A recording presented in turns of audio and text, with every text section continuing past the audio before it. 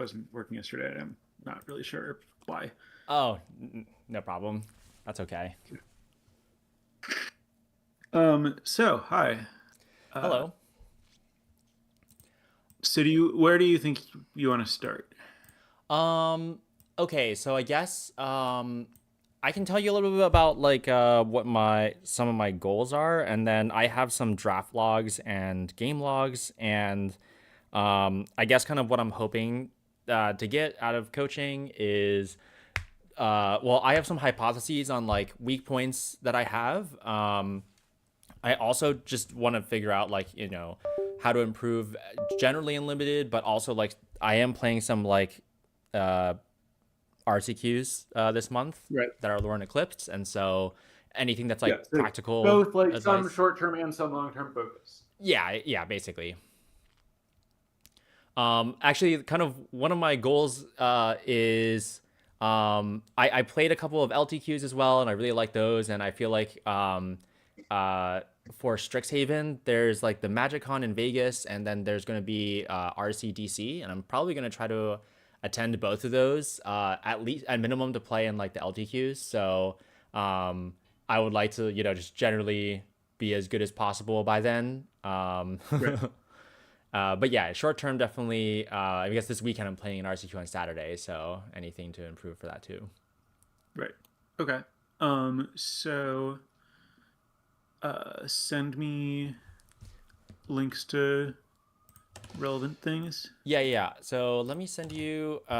Here's one draft, and here's another. I think these two drafts I did yesterday. Uh, I guess. Yeah, I think these could be interesting. I went like 3 and 3 in one, and then 2 and 3 in the other. Um, I think that the drafts were kind of interesting, and then maybe I don't really remember the games super well, even though it was just yesterday. I just played a lot of Okay. Magic yesterday, actually, but yeah. Sure, sure. Yeah. Okay. So let's do you have a preference about which of these to start with? Um, Not particularly. Okay. Well then let's start with the first one here. Share screen. Okay, so this is the red white deck. Um, let's. All right. Are you more interested in build, draft, quick skim through the draft, or games? Um, Probably a little bit of all of them, I guess. Okay, so let's start with a quick. Let's start with looking at the draft quickly. Yeah. All right. Well, it looks like it's probably not showing the whole pack here, but this looks like it's probably the right pick. Um, this is like, do you think Cinder Strike versus Ragery is close here? Um, I actually like Cinder Strike more than Readery in general. Well, um, right, of course, but I mean, like, I'm just saying because you already have a white card. oh, okay, I see. Okay, so actually, if I was gonna take a white card from this pack, I would take Sky Swimmer. Okay. And that's because Slumbering Walker returns Sky Swimmer, but it doesn't return Readery. Oh, And sure, yeah, yeah. I actually also just think that Sky Swimmer is a like really, Better really card. good. I think it might Yeah, actually be better than Readery, like yeah, unless it it, does have a higher win rate, so yeah, um, it's taken later, but has a higher win rate, which means that it's complicated. But um, as far as like what the stats are indicating is better, but it's not hard to believe this guy's Swimmer is the better card. Um, but also certainly fine to you know take the Cinder like can't be that wrong to take Cinder Strike over Sky Swimmer's second pick. Um, yeah, I think I like this and assume the reasoning is that you're trying to go into the deck that uses all these cards well. yeah. I have to admit, I okay. So I had a arena direct over the weekend where I got like the Mardu Blight pile, and it was pretty fun. So I was like, I Yeah, was kind of it's kind of like shooting the moon here a little bit. I think the more disciplined pick here might just be Bog Slither's Embrace, but I don't know. Yeah, like I the thing is, like when you already have these two cards that are like putting you in Mardu, like I feel like the Elm is much higher upside in this deck. Like I agree that like it's possible that Embrace is the better pick, but I think I would also be inclined to like go for the card that's going to be, like one of the most important cards in my deck if it comes together the right way. Um, yeah, I'm not like excited about any of this. Percher seems good. I'm not very high on this thing. Like it's a weak pack. I think I would just take another Percher. Yeah, I think that. Well, honestly, I think if I had taken Prisma Basher in the previous pack, then I would have taken Glister Baron here and like just tried to be like green white or something. um, Okay. but yeah, here it's like I think I may be a little bit too much in love with my first pick, but I was thinking like, oh, okay, Squawk Roaster. I know you can return it with Slumbering Walker. um, Uh, so this like it has a star. So its power is uh it is not zero in the graveyard. So you can return Slumbering Walker depending on how many colors you have. oh, I actually did not know. I thought that star meant there would be zero in the graveyard. Interesting. I didn't Yeah, know no, that. star means that it applies in all zones. Oh, okay. So that was not. If I'd known that, maybe it would have influenced my choice. But I don't know. I'm not. Yeah. I don't think you need to go very far out of your way to make Slumbering Walker work. Um, like I don't think that you should really be like drafting to maximum. I guess like I don't know. Having some expensive stuff that it can get back is nice, but I'm like pretty happy with it if it's just like getting anything. Yeah. Uh, I could even see taking the like Luminalisk to go with the Slumbering Walker, um, but I don't. I think I would rather try to stay in Mardu since like Mardu specifically like works pretty well together. Yeah. Uh, but yeah, I just don't like Squawk or Stir very much, so I just take another Percher. Uh, this is whatever, not a great pack. I could see taking a black card, but I don't feel particularly strongly. How have you felt about Bark of Doran? I think it's mostly good in the Merfolk deck. It's really, Okay, really good on the 1/3. Well, the 2 mana sure, 1/3 and the 3 mana 1/3. right. Um, I skimmed through some 17 lands arena trophy decks. And I remember specifically seeing one that was like, um, I actually think it was like red white, with a bunch of like the giants and tree folk, with Bark of Mhm. Doran, and so I was kind of inspired by that to try taking Okay. Bark of Doran here, but Um, yeah, I mean it's a pretty weak pack. You're not giving much up, and I could see like this being the highest upside card, even if you're not necessarily expecting to play it.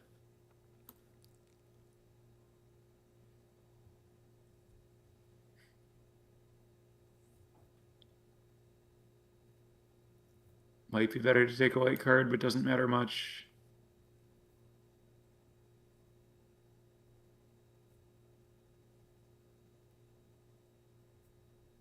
What's the reason for the white card over Scarblade Scout?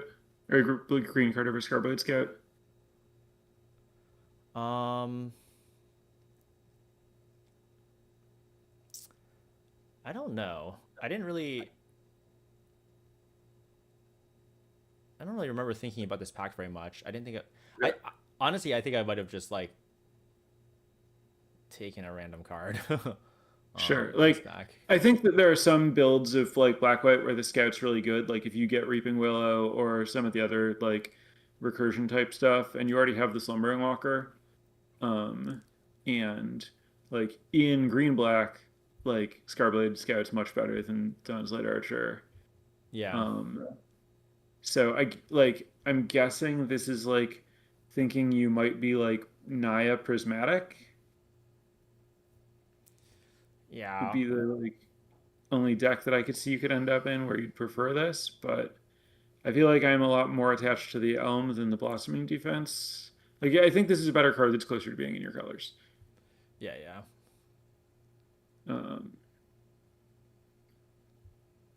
this is like a little bit interesting since you just took a couple green cards in terms of like maybe you take the Great Forest Druid, especially with the Bark of Dora.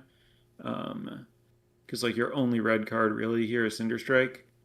Um, but like obviously Stingslinger works well with the like Gnarlbark Elm stuff and good with Slumbering Walker. So I think this is a remarkably interesting pick for 3 cards left in the pack. Yeah, actually, I kind of forgot that the Great Tree Druid can wear Bark of Doran. It's not Defender. Yeah. I mean, clearly.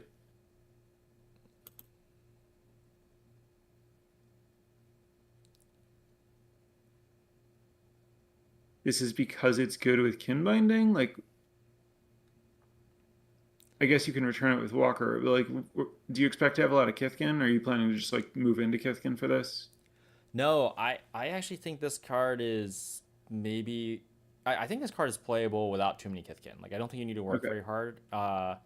Okay, I'm also maybe like kind of dreaming a little bit too much, but I was thinking like, oh, I think that it might be good with Squawk Roaster. um, Okay. and I think that like Everstrike's Gift also makes this card really good. Like Evasion in general is good with Sure. this card. I think that if I just have a couple of changelings, which I also have like 2 changelings, like Right. um, Yeah. Yeah. I think if you can get +2/+2 or +3/+3 out of this, it's like already really really good. Okay. Um, I think that's reasonable. I'm not like sold on it over this guy swimmer, but it's not unreasonable. Yeah, I think Scotch was the other card I was thinking about. Um, I assume we're thinking we didn't see a lot of black. We're most likely not playing the Elm, so we're taking the red card over it. Yes, at this point I thought I should. I think the Elm is the better card, but I think I should Right. try to be disciplined or something and stay in only 2 colors. Yeah. I think it's reasonable. I mean, like the Brute's pretty good in this kind of thing. I also think that maybe I should have taken the removal spell, Spiral into Solitude, but um, this was pretty close for me. Yeah. Um, yeah, you don't have like I mean your sources of counters right now are just like the Sling Stinger and the Cinder Strike and I guess Gift. Um, like if you have more sources of counters, then like it's clear that you want the Brute. There are more sources of counters than good ways to remove it. But like I guess like if you end up lower synergy, Spiral's better. But if you end up higher synergy, Brute's better. Um, and I think red white wants to be pretty high synergy. Um, so I think that like Brute's kind of the more optimistic pick, and I generally like to draft optimistically. If you're being really optimistic here, I guess Elm would be the pick, unless you think that you can't really get enough color fixing in for Mardu to work Well, consistently. I mean, you can also just like think that um, like you took a stab at Elm, you didn't see any other black cards. You have like multiple double white cards. You have no fixing. Like it's possible that um, like it's reasonable to say I think I should be a 2 color version of this deck, and I want to be like high synergy, proactive 2 color version to like maximize kin binding. Yeah, Um, and I mean also like the thought left viewer is also going to prefer the like more aggressive slanting. I think. yeah. Uh,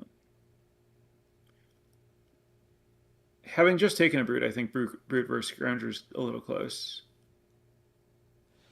Yeah, I this is pretty close, and I ended up regretting not taking the Scrounger mainly because Scrounger's a 2 drop, which I think Right, is exactly. That's what I'm thinking. Is like you don't have any 1 or 2 mana creatures. yeah. Um, so I think I like the Scrounger here. Yeah. Plus, the Scrounger is like a little bit higher upside in that it's a reputable source of blight in case I get a Moonlit Lamenter or like Hobble Right. Hurler. Yeah. Um, I kind of wonder if like this is interesting because like if you're playing a black card, like Iron Shield Elf is potentially better than Blight Rot in that you really want two drops, but it's not clear that you're gonna have mana that supports a black two drop, and like as a late game spell, Blight Rot's gonna be better. Um, I would probably take Dundulin Weaver here because I'm just like addicted to that guy, and I think it's like really good with Slumbering Walker. Oh yeah. Um, yeah, I would take Weaver here. And then try to get some like Noggle Robbers or whatever and play 3 color, or Just, I mean, like basically, like I think I like the idea of like if I'm like I think that I would rather splash green for Weaver than splash black for Elm and Blightrod at this point, yeah, yeah, that makes or sense. or at least the Weaver is adding a lot more value to a multicolor deck than the Blightrod is adding to a multicolor deck. True. Yeah. Um, If only I and take like a Great you know, Forest I think Druid. that this pick is like pretty low value regardless. Like I'm not really expecting any of these cards to make my deck or make it appreciably better if they do make the deck. But I feel like Weaver is the one card here that's like very high upside. Yeah, I agree. Uh, I think this is probably Sizzling Changeling, but I could see a case for Feed the Flames.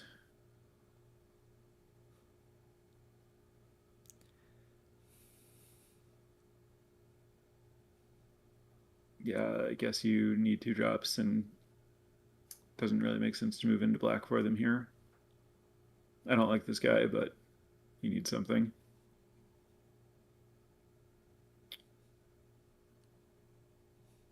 What does the deck look like where Prisma Basher makes it?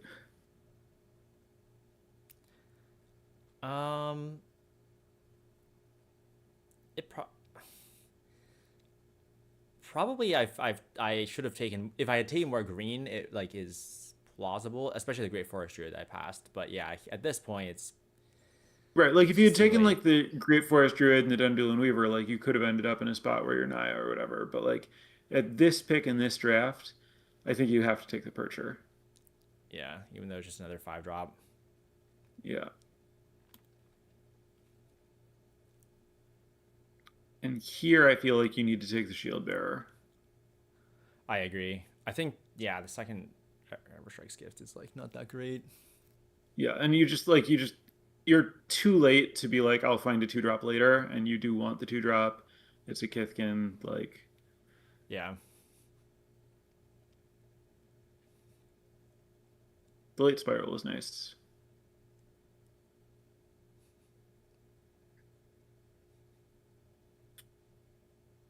I wouldn't take Squawk Roaster here. I would either take Wickermaw or Grave Shifter, I think.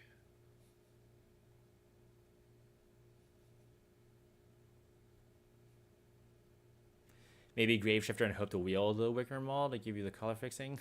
Yeah, it's possible, but like it might be better to just take the Wickermaw and like have some options and have a two drop. And like if you just have to like play this guy in your like two color deck, like it's not that bad. It can make your Squawk Roaster bigger.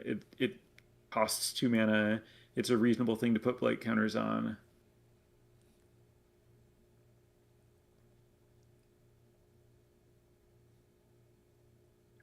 See, I wish I had taken the other Weaver and like the Wickermaw and then this Weaver, and I'd have a pretty nice little green splash. Yeah. Like this guy is fine, but it's just like another three drop. Like I'm not sure that this is better than the Soulbright Seeker, although I guess you don't really have elementals. Or wait, this guy doesn't. Yeah, yeah. This It's guy does actually need the behold. yeah. Yeah, it's yeah, I, Yeah. yeah, And then yeah. Weather Shaper, unfortunately, you really need 2 drops for that card to be good. So Right. also didn't really like draft well earlier.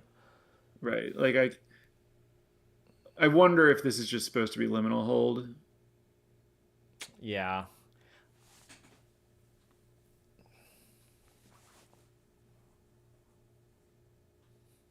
Yeah, I'd take the Flock Imposter. It's really nice with Dundul and Weavers. Um,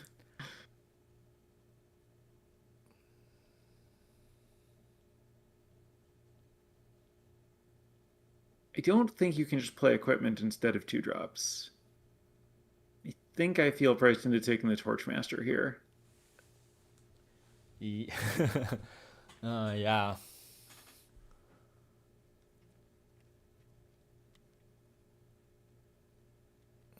This is nice.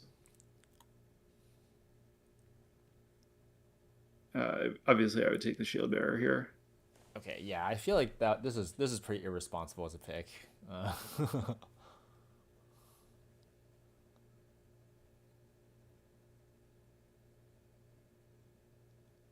Yeah, oh wow, that we were tabled. Yeah, so I think that you were like not willing to work for 2 drops. You were too high on Squawk Roaster. You were willing to just like accept a terrible curve, and I think that like your like swings for splashes were not the right ones. Um, so then deck construction, you just don't have more cheap cards you can play, so it kind of is what it is. I would be tempted to play 18 lands, but the Kolrath Zealot kind of helps with that. Um, you're not playing the Sting Slinger. I take it we just didn't get. I mean, we have all of these guys that really like it, but it would be over like Flaring Cinder. Flaring Cinder doesn't trigger a ton. You don't really have any synergies with it. It's a little bit. I think like I want my three like there's a decent chance that I need to be blocking a 2 drop with my 3 drop, and like Flaring Cinder trades down against like a decent number of things that like Sting Slinger is going to invalidate. And I think that like because I'm gonna be a little bit clunky coming out, I'm like a little bit less likely to need the smoothing because I'm more likely to just like have spells. I mean, I guess you get to like discard your extra 3 drop to this, but um I think yeah, I think I would not play Flaring Cinder, and I would either play Sting Slinger or like Rooftop Percher instead. Yeah. Um,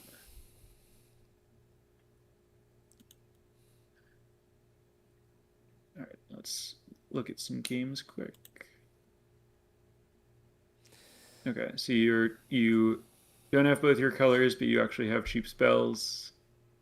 This seems capable. Like you have a game with just your red cards. Yeah.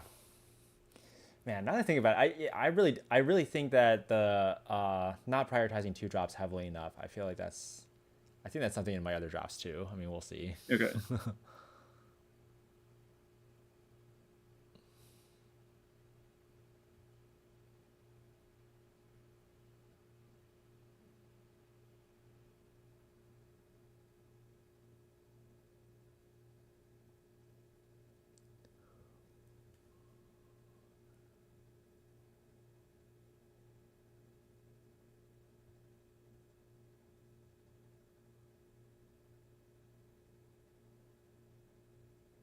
That's interesting.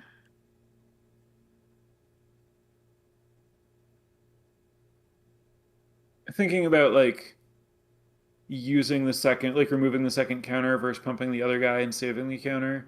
But like you have the Cinder Strike to give him the counter, and you're like pretty far ahead. I think this is going to be better at pushing damage long term, and you're like pretty good at getting around blockers anyway. So yeah, I think I like that. Yeah, I also thought about pumping, but specifically because I have I think my hand's really good at getting around almost any creature. Right. Not that one Although though. yeah,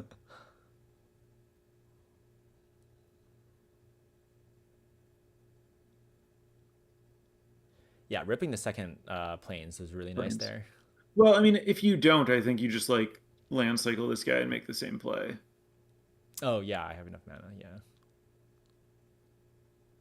Or wait, Oh no. no, I wouldn't be able to. No, you wouldn't have enough mana to give Menace here. Yeah, yeah. Yeah. So it was a big deal.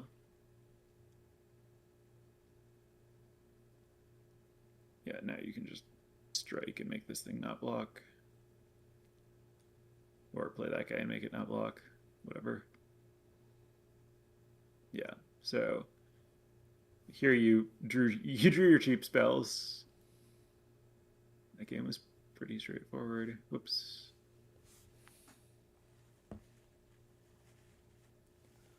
This is a clear mulligan.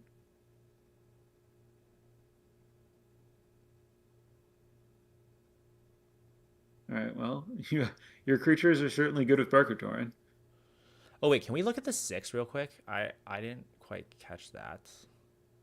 Um. Oh, okay. Yeah, I saw things move around and didn't realize it was that we'd mulligan twice. Oh wait, this was the 6. No, Never mind. yeah. No, This no, is no. the six. It just The moved around when you chose what to bottom, and you bottomed this guy swimmer, yes. Okay. which Okay. I see. Yeah. Yeah. yeah, which seems fine to me. Yeah. Okay.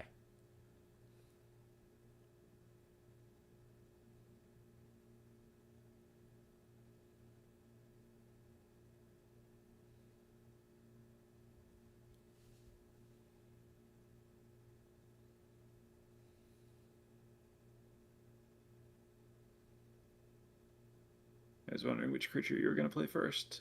I like this one.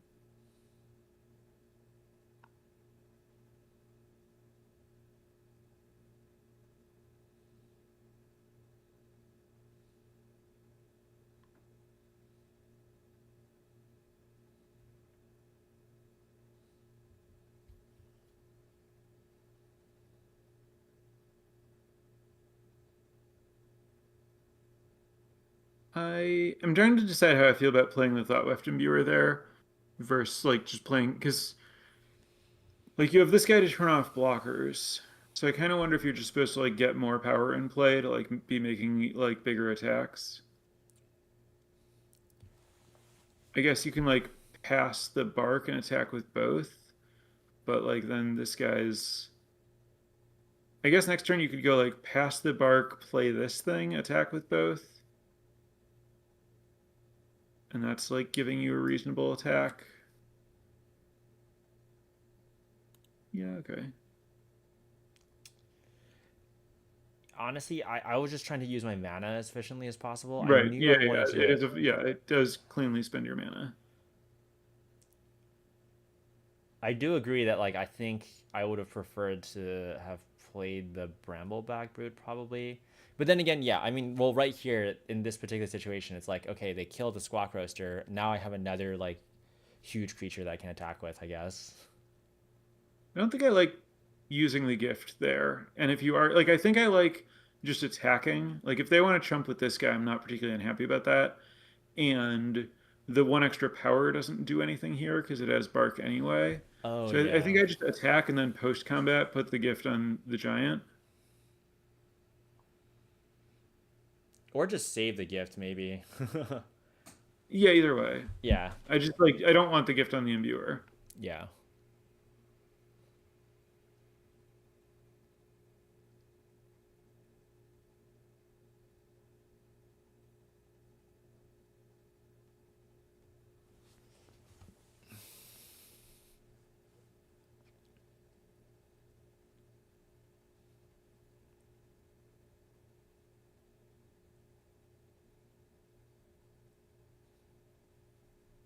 We played this pre-combat just because we didn't. It couldn't change anything and it didn't matter. It's just F6 value. Yeah, yeah. Yeah, exactly. I wouldn't normally do that in paper. Right.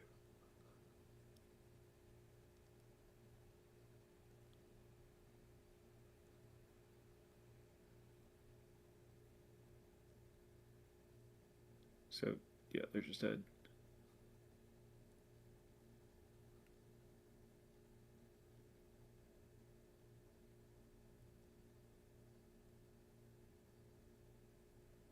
Okay.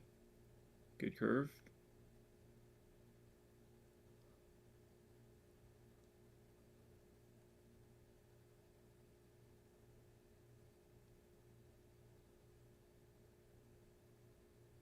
We have a lot of mana sinks in this hand.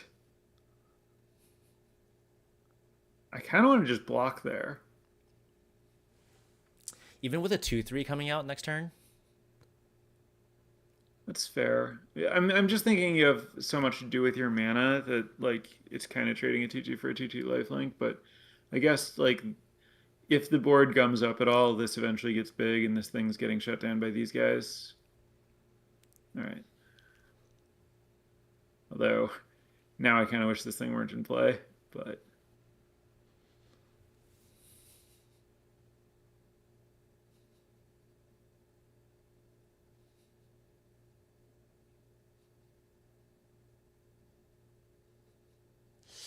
Yeah, maybe I don't I'm think gonna I say was it supposed looks to like attack. my instinct was right. Yeah.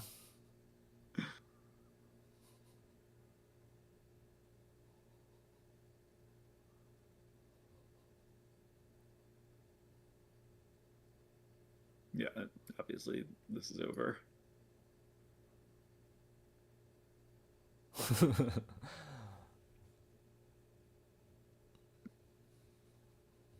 Yeah, I don't know. Like, you know, this you drew like a couple too many lands and two equipment, and like this is the danger with having like two equipment. It's like the second one was just completely dead. The first one was also basically dead. And so like I don't know that trading creatures when they have a bunch of removal spells, like I think it ends up the same way where you just have no board. Um, but you would have, I don't know, died a turn later or whatever if you'd blocked. Yeah.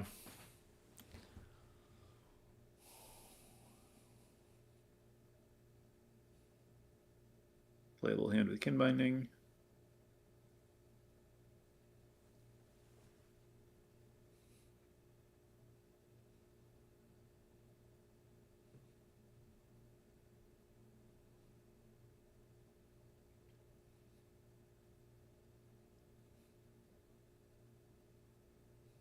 I'm planning to block. Okay. Um. They Oh. didn't attack because it was obvious Yeah. that you would block.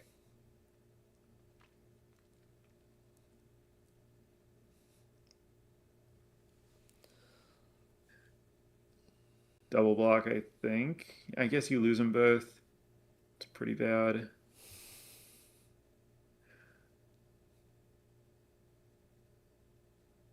Do you have to double block anyway?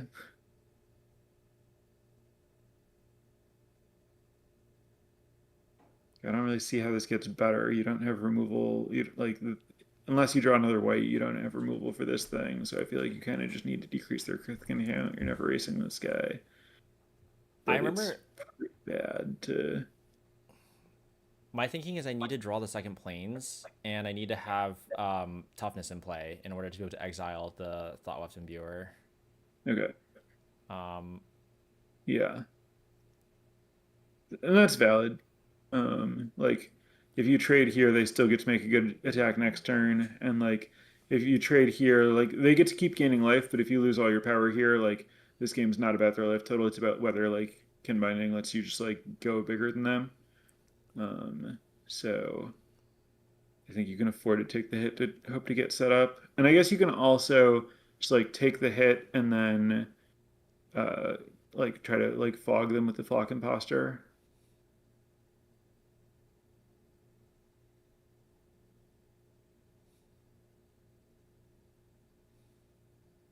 Okay, yeah, this works. Like you yeah. can just block. Yeah, you just block whatever they're. Although this gives trample, right? So the like chump block with Kithkin strategy doesn't really work against that. Yeah. The Flock Imposter doesn't do anything either. Yeah. It's kind of Right. awkward. This might be the issue. Like maybe you're supposed to remove their trample instead of removing their bigness. Although I guess the trample doesn't matter if they don't have bigness.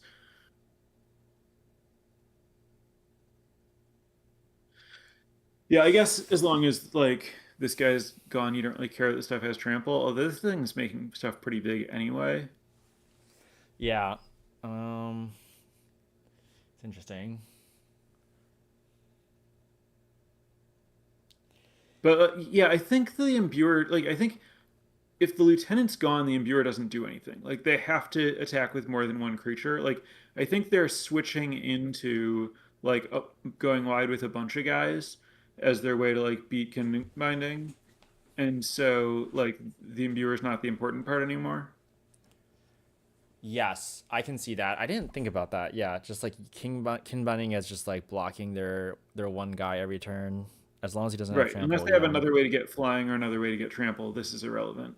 yeah, Uh, and like this plus this still gives them like pretty coherent like alpha strikes without this guy. And if you remove this, I think they like need a card you don't know about to have a plan. yeah. The champion of the Klaken wants you to go wide. Thought Left Imbuer doesn't really care about going wide as much. Right. Oh, I see. They were just gonna completely blow you out regardless. Yeah. Okay. So yeah, kind of interesting point about how to turn the corner there, but not in a way that you could actually do anything about given the cards they had.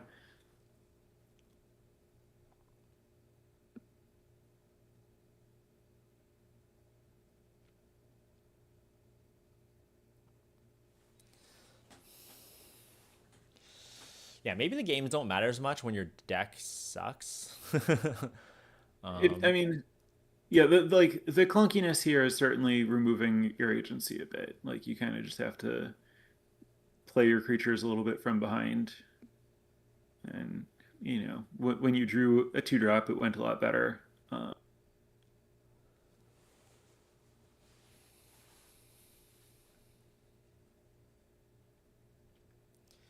Do you have a like rule of thumb on how many two drops are like minimum for a deck, or In general, it's good to have like six like 1 and 2 drops in general to just like be able to consistently be on the board before turn 3.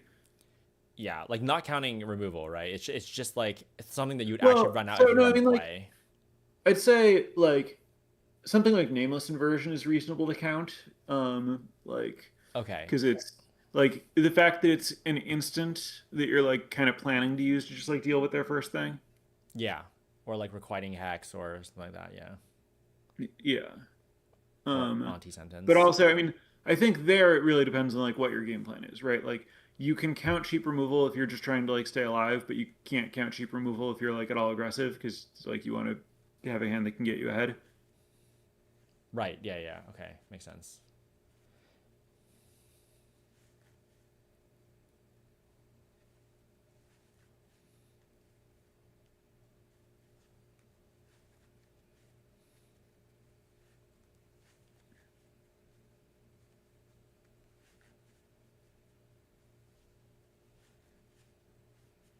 Yeah, okay. Um, Here like you played as if you were like less on the back foot than you were, but you didn't really have another way to play it since like these I mean like I guess instead of going like no blocks flying, you could have just like played another creature to like try to play defense, but you can't really do that into like the gift. I don't think there is like really a line here. um I guess you can give flying and not attack. Yeah, and then plan to just trade against his 4/2 vigilance flyer. Yeah, yeah. um which like isn't great, but like you're like mana light and you're like behind in the race. So you kind of need to like slow the game down enough that you can actually like get your spells into play. Like Yeah. I don't understand. Like you can just like look at the numbers and like there's no real way that you can like win this race. So like tapping your creature is kind of just giving up. Yeah, I see. Oh, you can't even cast this guy. You don't have double red.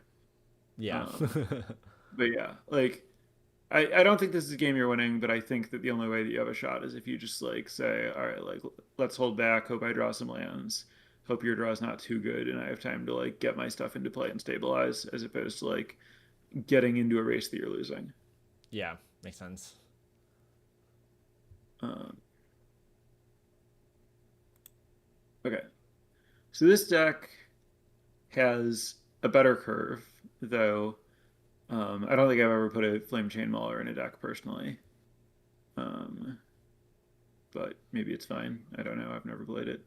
I think Um, I wanted two drops, and then I specifically wanted elementals because of my Gathering Stone. So sure. I'm pretty willing. I also don't really like playing Flame Chain Mauler. I don't even really like playing Summit Sentinel actually. um, but well, it's possible I just hate two drops too much. Summit Sentinel, I it's fine. I like it if I have like Convoke. Like I think it's much like it plays much better with like Harmonized Crescendo than Flame Chain Mauler is does because it's just a lot more likely to just like hang out on the battlefield. Um, and I also like it a lot with Gristle Glutton. It's like a really good place to put the blight counters. Yeah.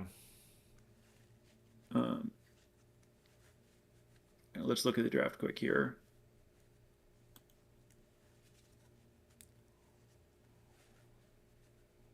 Okay, don't really need to know the rest of this pick pack. Um, this is also what I would do, I believe. I really like Reaping Willow.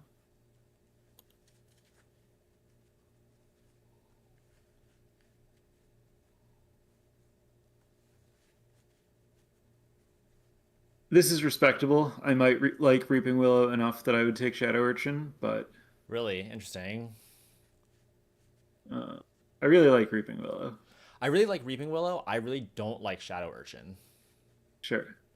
Although, so the biggest thing is I don't actually really consider Shadow Urchin to be a reliable source of blight, because you get into boards where you can't really attack with a 3/4, or you're just like throwing away a card for a -1/-1 counter. Hmm. And then if you put -1/-1 counters onto itself, then it becomes small enough that sometimes your opponent can just like blanket with like a 1/3 or a 0/4 or something, and then it can't even die. Yeah. Um, I get that. Uh, it's not that I think the Shadow Urchin's super good, though. It's more like you play the Shadow Urchin, and then it's like a good blocker, and then if they kill your Reaping Willow, you get your Shadow Urchin trigger. Yeah, yeah. Like I'm viewing this as like you have Soul Immolation and Reaping Willow. Like I'm not looking to attack with my Shadow Urchin. I'm just looking to like be a control deck. Okay, so you're okay with just playing like a 3 mana 3/4 defender that like makes it hard for your opponent to profitably kill your engine Good cards. creatures. Yeah. Okay. Yeah, I can Like buy that. yeah, like it's not exactly a defender. Like you can attack with it sometimes, but like it's primarily a defensive body that like makes it so that whenever your opponent like uses a removal, like you can just tap out for any of your like tree folk, and if your opponent kills them before you get to remove the counter, then you like basically draw a card off of it. Yeah. I also think in this particular situation, I think that Twin Flame Travelers is close enough, and I actually think it might. I think it's a stronger card than Reaping Willow, on average, probably, just because it's easier to cast too. um, Sure. and Um, so and I mean that's valid. It's very good. Um, but like it's a lateral move. Like you don't get to play both of them. yeah, yeah, Um, and so you're like giving up a pick to get optionality about where you go, which is a fine thing to do. I just expect like red black or red white blight to be open. Um, so I don't think that I think this is a reasonable pick. I would take the Shadow Urchin, understanding that it's not very good in general, but thinking that it's really good with these cards. And then okay, like the Shadow Urchin again, like I think it's less about I attack with this and more about like, oh, this is really good with my like 5 mana black tree folk. Because now when I like kill my random idiots, I get extra cards out of it. Yeah, I guess like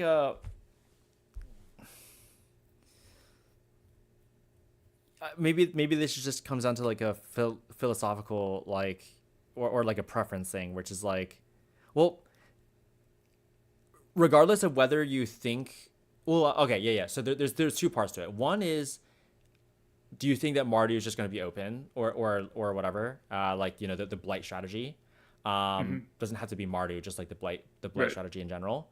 Um, and then the second part is, how much do you want to commit to your first two picks as opposed to trying to like maybe stay Right. And more so open I or think, I mean, flexible? like, the real question is just like, do you think Shadow Urchin is meaningfully above replacement or not? Like, if you're just like Shadow Urchin's pretty bad, so this is a really low value pick, and I can take a good card for a different archetype that might end up being more open, so I'll do that. That makes sense. I think like Shadow Urchin makes your like Blight Vile Boggart really good with your Gristle Glutton, where it just hangs out and you like rummage to kill something with this and then draw a card with this guy. Um, and so like I think that um, in the exact deck that I want to wind up in, starting from Weeping Willow Soul Immolation, which is just I hang out, build synergies, dig through my deck until I find Soul Immolation, kill my opponent because I have like random tree folk with huge amounts of toughness. Um, like I think Shadow Urchin is like meaningfully good in that deck, and I think that that deck is like a very good home for both these cards. So it's mostly just like I have a very clear vision with these three picks, and the Travelers is gonna like send me into like, well, I don't know where this is gonna end up. It's gonna be something reasonable, but I'm definitely gonna spend some picks waffling and stuff. Yeah. Um, Okay, I see. so yeah, like in the other deck, I think Boulder Dash versus Joseph Dongler is like pretty close. In your deck, I think Sky Swimmer is like probably clearly better than Stratosaur. Not necessarily clearly better than just taking Boulder Dash, though, That's because interesting. I'm I a I feel like I remember thinking about this pick. I think between the two like flyers, I agree that like in I think in elementals you much prefer the Stratosaur. Um, but I was taking the Sky Swimmer specifically because it allows me to defer the decision of whether I'm going to go elementals or like um, Mardu, because it's also a double white card. So like if I'm playing sure. Reaping Willow, I would probably play Sky Swimmer as Got well, it. unless Well, it's but I mean, so to me, basically, what I'm thinking is I'm married to Soul Immolation, and so Boulder Dash is going to make my deck regardless. oh, okay, yeah, no, that makes sense. And then, I guess the other thing is I don't really love Boulder Dash that much. Although maybe I think I'm too much of a hater on it, probably. I mean, I don't think it's like anything special. I just think it's like a reasonable red card. Like I agree that Sky Swimmer is like the more powerful card, um, but I feel like at this point, I know that I'm red. I might be white. I might be black. I might be blue. And this works in uh, two-thirds of those, but it doesn't work in red black, which I could still be. And I don't know that it's like particularly good in any of them. Yeah, I see. And then Boulder Dash is it's kind of just like it's like you said with Nameless Inversion. It's like a two drop that you plan to play early to slow your opponent down. Yeah, So the fact that it's a sorcery means that it's like, when you're on the play, it's not a card you're going to cast on two. So it doesn't really count as like, you know, going toward your critical mass if I'm going to productively spend my mana on turn two the way that Nameless Inversion does. But it does, like, this is a card that's like really, really, really good on the draw and like fine on the play. But like this is the kind of thing that lets you, like against the best draws that are beating you when you're on the draw, you like stabilize pretty efficiently. Um, Yeah. and like the cards that you have already are leaning you toward my late game is pretty good. And so I kind of like having a card that's gonna like shore up my early game and like get me to the late game where I already have built-in card advantage. Yeah, that makes sense. Yeah, it's definitely okay. Yeah. Plus the color thing. Right. Um, yeah, I mean, I love Prodigy. It's really good with both Willow and Travelers. Yeah. Obviously, I like Gristlegotten a lot in this space, but I think you have to take Prodigy. Uh, I agree with this pick, I think. I don't really like the other stuff. Dose of Dawn Glow's like okay.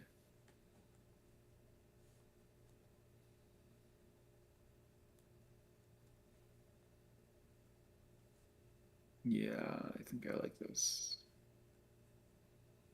I'm a Kindle the Inner Flame respecter, but I also really like Assistance, so uh,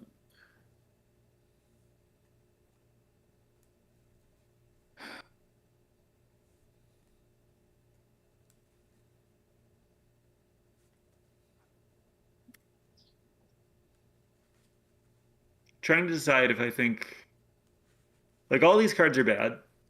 Um Trying to decide if it's like more likely that I end up wanting like this kind of aggressive elemental, or if it's more likely that I want like a kind of okay blight creature, or if it's more likely that I want like the kind of okay fixing, or maybe a defensive blue creature. Like they all seem very, very similar. Uh, Yeah. I think. Oh, I would take Verdoc Core, and the reason is that I don't care about any of these cards, so I'll take the one that gives me more flexibility. That makes sense. Um or it gives you the option of playing a third color at some point. I mean, you would like Right, like we have that and the Wicker Moss, so like we're reasonably well set up yeah, to yeah, be yeah. like, yeah. And like you could easily end up in the like base blue red splashing random off color vivid elementals deck, Right. and like the Burdock core can be a big deal there. Um, I think I like the Stratosaur here. You have a lot of fives already. I would just take another Wickermaw here because of the like prismatic elemental deck thing. Yeah, yeah. I would definitely take the Evolving Wilds. Ooh, last pick Gristleglutton's really Yeah. lucky. It's actually kind of crazy. Someone took a land Yeah. over a Gristle Glutton, but Um, I love Abigail, but I think you've settled into blue red, so this is clearly the pick. yeah, I also really like Abigail. Um,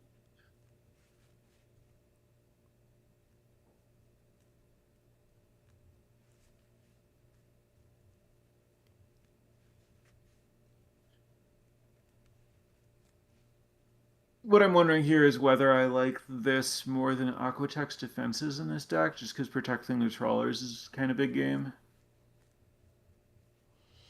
And like I don't know how much you care about random off color two drop when you have like a decent number of elemental two drops.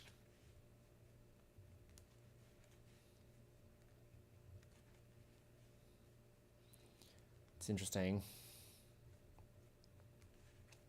You have nothing that costs three, so I like the tweeze here. Though if I had taken like the other Wickermaw and the Furdock core, I would be seriously considering the Weaver. Oh, I see. It's interesting. I don't think I value Weaver very highly. Well, okay, so I know why I don't like Weaver. The reason why I don't like Weaver is because I've put it in a bunch of Kithkin and Elves decks, and well, actually, it's pretty good in the Elf deck. Yeah, it seems Um, great in this deck. uh, in the Kithkin deck, it's just okay. Well, I guess here's the thing. I feel like um, it's kind of weird where sometimes I feel like it can be like dead in your hand for like quite a long time. Like you're really unhappy seeing it in your uh Right, right. in your opening hand. Yeah, And so I I like it in my like, nonsense multicolor decks, and like maybe I'm making it good early by like land cycling a like Kolrath Zealot, and then I can pick it up with that. oh yeah, yeah. Yeah, I haven't thought about that actually. Um,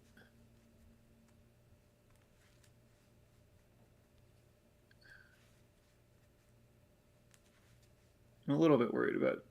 Yeah, whatever. This is fine. You have a bunch of, like random two drops.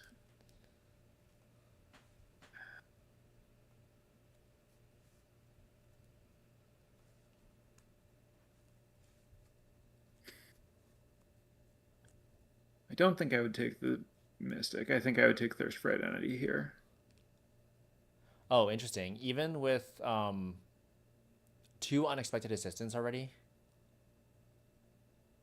Oh, you just want to be able to like curve this guy and do assistance and oh, you're just talking about like, do I want that much card draw? Yeah, I want that much card draw.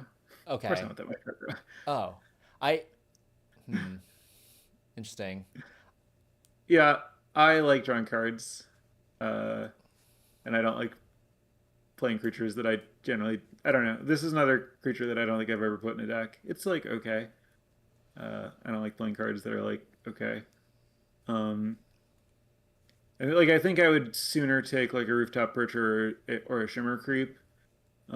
It's a little bit awkward because you have a bunch of fives, but I think they're both like probably better than the Sky Swimmer in this deck.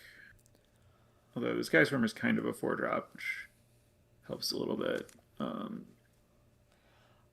I'm generally not a fan of Kolrath Mystic. I actually used to towards the beginning of the format, I used to think it was like unplayable, but I've kind of come around on it a little bit because um, I think it. First of all, I think the 2/4 stat line is actually just like weirdly good because there's a lot. Like for example, against elves, it like yeah, yeah, is there are a really lot against of three 3/1s ones. and 3/3s and stuff. Yeah, Um, and then the second thing is and I really like playing Stratosaur. I feel like Stratosaur and Kolrath Mystic is kind of a cool combo, but maybe that's sure. like a little bit too cute. But It's also a 4 toughness creature for Soul Immolation, which isn't nothing. oh yes, there's that too. Um, so yeah, I mean, like, I think this is defensible, but where I'm at is I just want to dig for my Soul Immolation.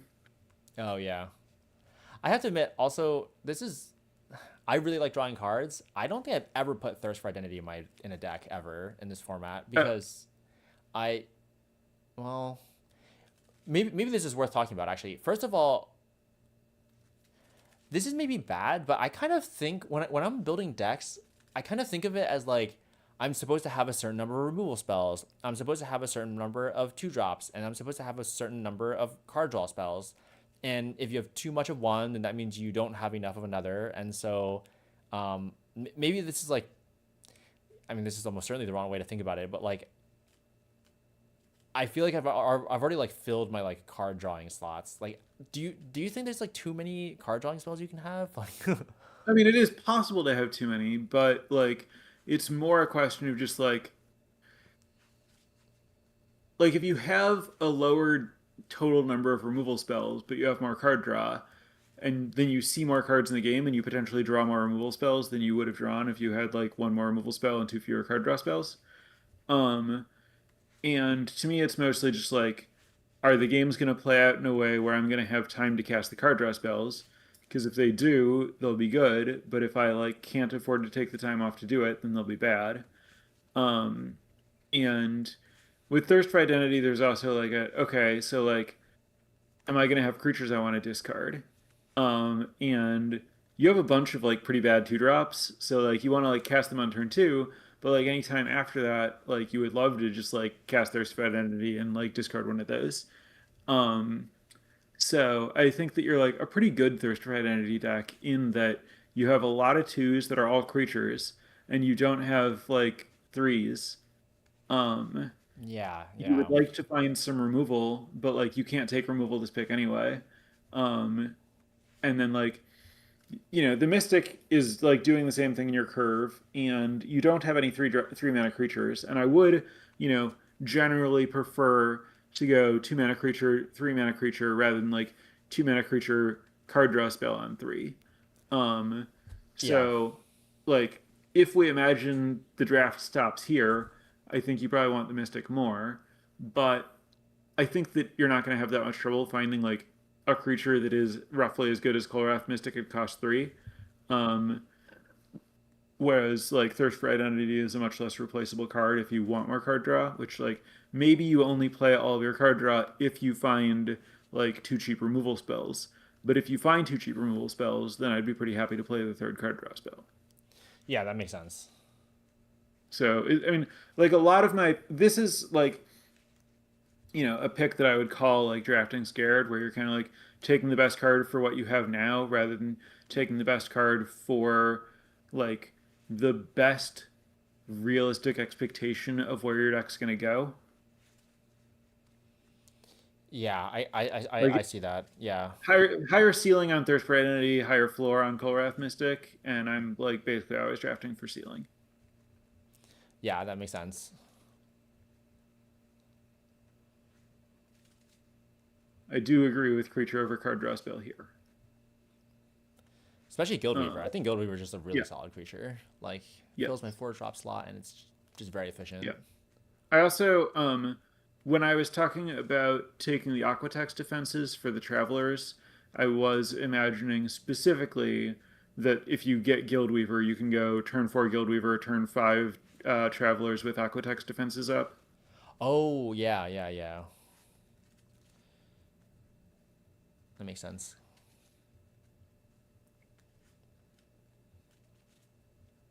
I think I like Brood over Giant Fall. You do have like a reasonably good creature base for Giant Fall, but uh, I think I just like you're a little low on removal, but I don't think this is a very good removal spell, and you're also low on three drops. Not that this is like a great three drop for elementals, so I don't feel very strongly about any of this.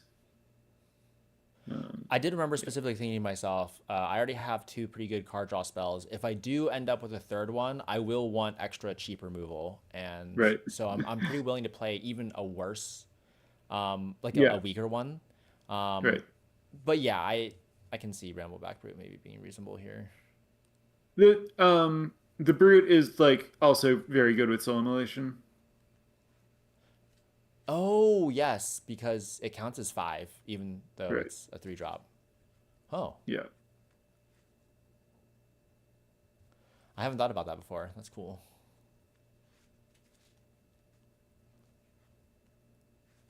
Man, I've played like a a lot of this format, and I feel like I played a lot of Lorwyn Eclipse. I feel like it's kind of weird how many interactions I haven't thought about.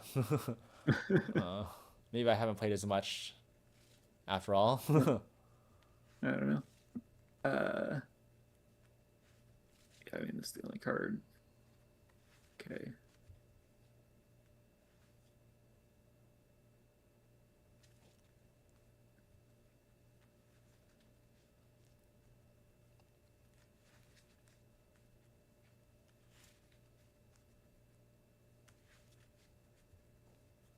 I'm not sure if the Crescendo or this Flaring Cinder is better in your deck.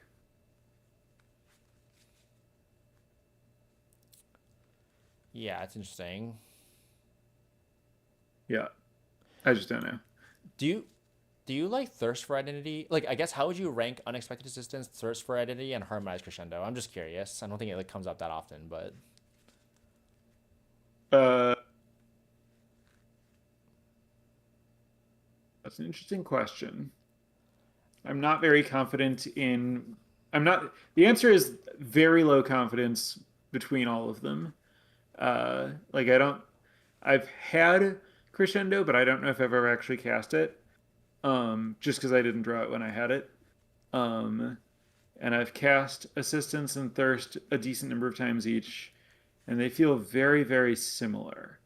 Like they're both roughly like they they're both like draw three, discard one. Uh, Thirst sometimes makes you discard two. Unexpected assistance sometimes cost more than three. Assistance technically can cost less than three, but like I think that that's pretty unusual, and the fact that it costs less than three in those spots generally doesn't matter that much. Um, I think of them as more or less the same card. I think. Okay, interesting. I feel like I like Um, assistance the most. Having not not cast harmonized crescendo, but had my opponents like I've seen my opponents cast harmonized crescendo, and I feel like in those spots it always seems like crescendo would probably be worse, except for like the one guy who had like the nuts Merfolk deck, and it was like obviously better. But right. Yeah. um, If you have like the two drop that makes another one, and like you're generally very good at being wide, then the ceiling on this is higher, but the floor is obviously way lower. and Um, I guess well, yeah, I haven't played with Thirst for Identity for that much, but that's probably a weird bias against it. And then Burning Curiosity is probably worse than all of them, right? yeah, it's a By sorcery. a decent amount, yeah.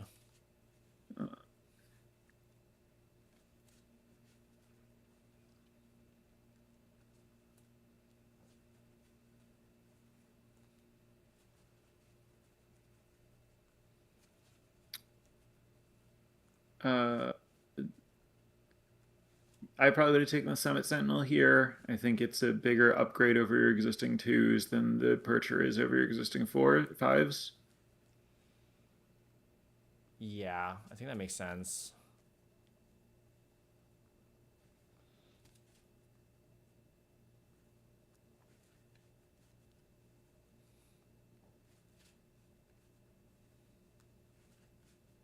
I think I would have taken Nago Robber here. Or Huh. maybe Mystic if you care about the elemental thing that you have the Gathering Stone.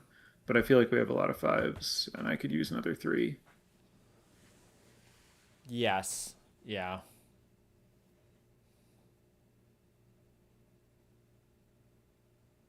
I think the black red deck would have been pretty good.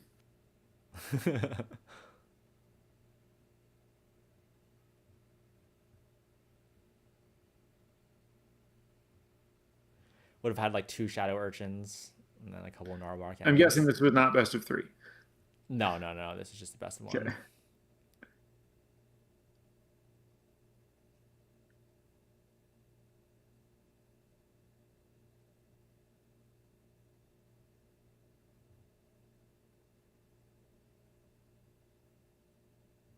We just think we're prioritizing elementals enough. There's no way we play this guy. Yeah, this is like a hate You only draft have like type the thing, peddler that but works with it. Yeah. Two peddlers. I think I played zero Peddlers in this deck in the end. Yeah.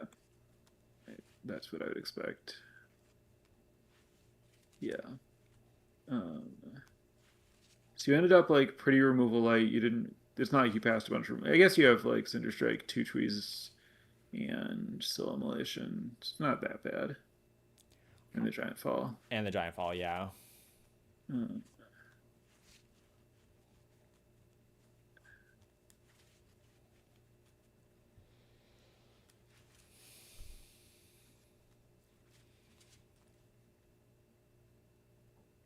I specifically played the second Rooftop Percher over the first Rooftop Percher over the second Stratosaur, even though mhm. Stratosaur is like a better body, because I wanted, I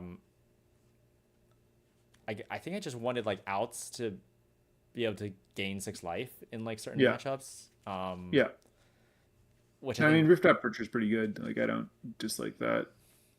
Um, I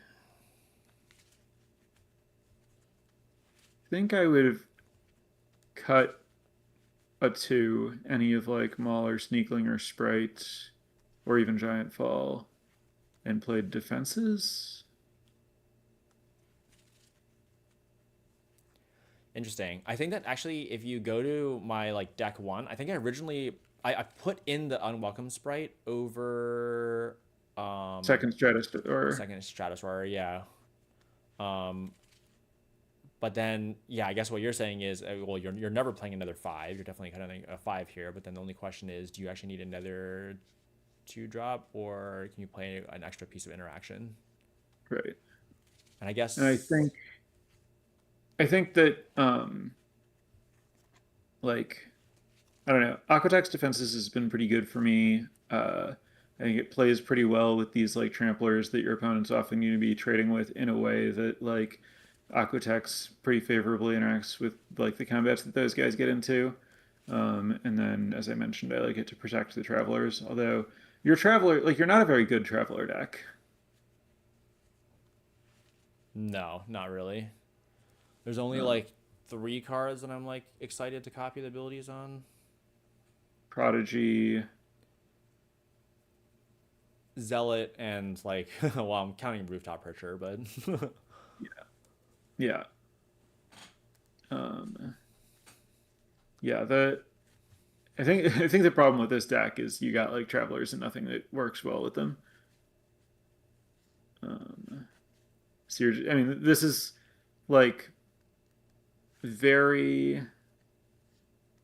just kind of like normal elementals with slightly low card quality because you have like double mystic, double mauler instead of like better common elementals, but also you have soul immolation. yeah. Do you think that like a Noggle Robber would have been better than a Kolrath Mystic here, given that I have a Gathering Stone It's and weird, a right? Like Stegosaur? you can obviously be like 9/7/1 mana very easily. Like you're much heavier red than blue. And there are times when you would want to go 3 into 5. But this is, I think, still overall easier to cast, and it's an elemental for your Gathering Stone, and it's like more toughness for the Soul Immolation. So I think I think it doesn't matter very much which one of them is in the deck.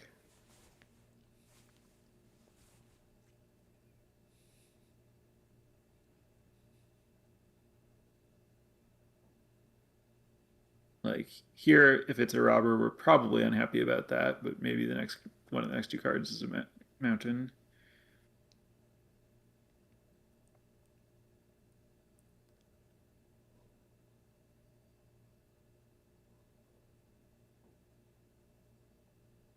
Your opponent's on the worst start in the format. Do you ever play Stalactite Dagger? Do you think it's unplayable, or do you think it's sometimes serviceable I think too? it's pretty bad. I'm not sure that I never would, but it's quite bad. I also think it's kind of bad, but I've also lost games to it, so I don't know.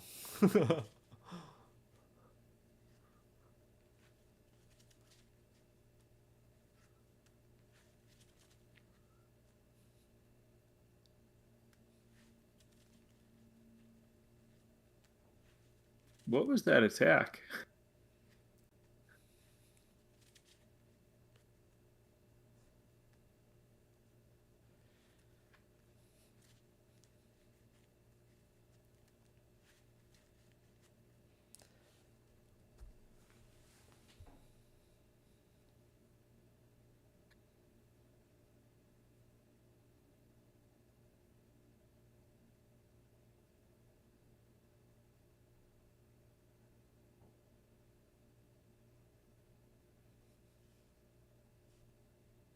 Okay. Not Um, a super yeah, eventful game. My opponent yeah. also just played Your weird. opponent played bad cards badly.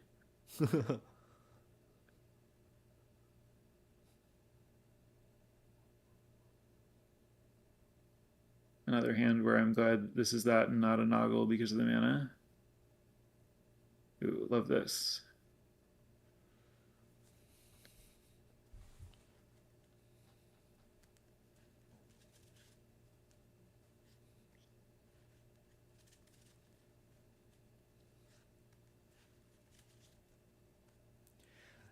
If that had been Boulder Dash, would you have just run it out? Given that I know I'm going to be playing a three drop, or would you No, try to greedy no, it? it's going to be able to kill two things if they're starting with the next one. Okay.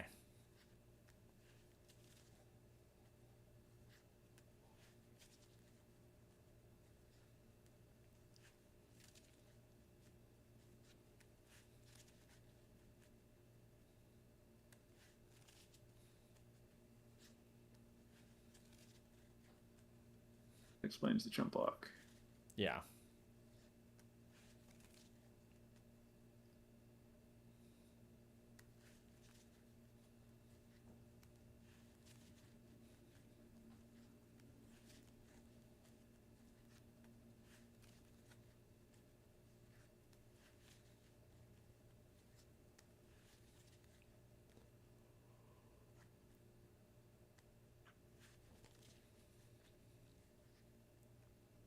Wait, what? So they removed the counter from this. Why didn't they get the 2-1 back? Wait. Go back. Is it in their graveyard? No, I what think I happened played. to I it? played Rooftop Percher. Oh, you Yeah, exiled yeah, it with Percher. That makes sense. yeah, Okay. yeah. Yeah, here I specifically blocked to not allow him to get back the. Yeah, yeah, I guess it doesn't yeah. really matter, but like, Right. well, no, no, no, it did matter. Right, right, right. No, no, no, no. I think I did. I know I had Giant Fall in my hand at that point, or You did I did, yeah. not? Okay, yeah, yeah. I think I wanted him to try to save the counter so that I could use Giant Fall to kill his Got it. three Yeah, yeah, six. Yeah, yeah. yeah.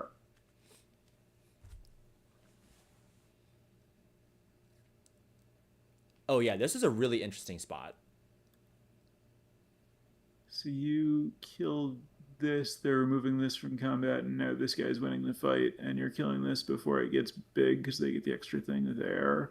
Though that doesn't matter because it was going to be 6 either way, and they're tapped out, but whatever. Um,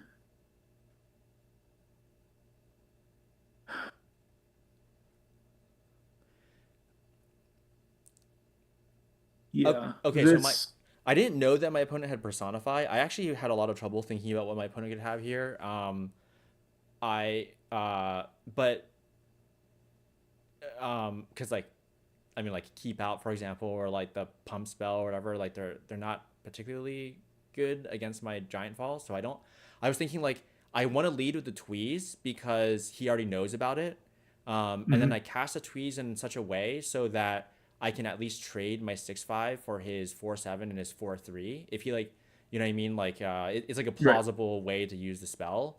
I think that like casting on the 4/3 is bad. It's just Wait, like, hold on. If you tweeze, if just you tweeze the 4/7, your opponent lets that resolve, and then you go to damage, you can only kill one thing.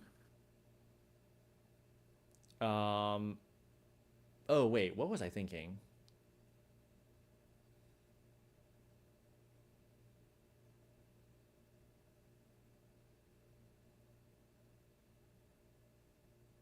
Oh, okay.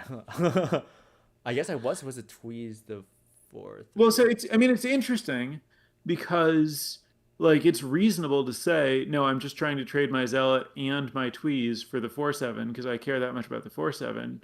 But like they don't have a source of light counters, so this is kind of just a vanilla 4/7. Um, and like it worked out really well that you like tweezed this because it made them want to personify it before damage, and then that opened up the window to giant fall. Whereas like if you tweeze the 4/3, it's like a disaster when they personify it because then they also get to draw the card.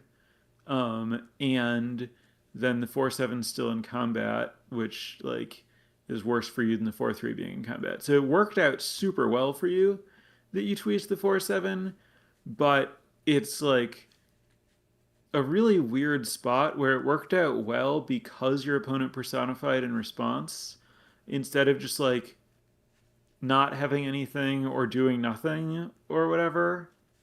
Um, but I don't know like what subset of tricks it's like optimal to specifically like tweeze before damage here, but it certainly worked out well in this exact spot based on how your opponent played against it. Um, I don't know if my conclusion is that you did the right thing or not there. I think that my plan, yeah, my original, actually, yeah, I think my plan was to tweeze and then trade my 6/5 for his 4/7, 2 for 1 of myself there. But then I was going to cast the Giant Fall to kill his 4/4, no matter what, I think. Right. I think that I think the adherence is the biggest threat on the board. Even though it's a smaller body for now, it will Yeah, grow. no, I agree with that. Um, yeah, okay. I do remember thinking to myself, I no matter what, I want to cast Tweeze first. I just like just to yeah, I don't know. Right. Just from the information thing. I guess you're kind of right in the sense that I think against most of the other spells my opponent could have here, Tweeze first is like really not that great. Right. um Like the other thing you could do is you could just go to damage and then put 3 on the Mist Meadow and 4 on the adherence, and then tweeze the adherence. And then if they have a trick, finish it off with Giant Fall. yeah. Because then you don't give them the opportunity to like flicker their card draw guy. You just kill that, and then you still have like double removal spell to beat a trick saving the adherence. And you don't really care about the 4/7. Yeah. And if they're trying to use a trick, like they have to do it before you take any action in combat. So I think what I would have done is just pass and done 3 to this, sum to this, and then finish this off with the removal spells. Yeah. I think yeah, that makes sense. But I think the way that you played it, it ended up playing out pretty similarly. Well, no. So the end result here is they get this guy back with 2 counters on it. Your tweeze fizzles, and you kill these 2, and your guy lives. Yeah. Whereas if you just pass, you kill the council in combat, and then post combat, you attempt to kill the adherents. They try to save the adherents, you kill the adherents. So in that world, both of their green guys are dead. Their personify is dead. They don't get the changeling. So all they have left is the 4/7, but your 6/5 is dead. Yeah. Um, As opposed to this reality where he gets the changeling and his 4/7 with 2 -1 counters, but I get a 6/5. right. So basically, it just comes down to do I prefer to have a 6/5? Do I want to trade my 6/5 for? Um, well, I'm trading my 6/5 for a 1/1 and like And a fresh and a fresh slumbering Slumbering walker. Walker. Yeah. Um, With no targets, but I mean, right. Yeah. And I I do think that's it seems kind of close overall. Which of those is better? yeah.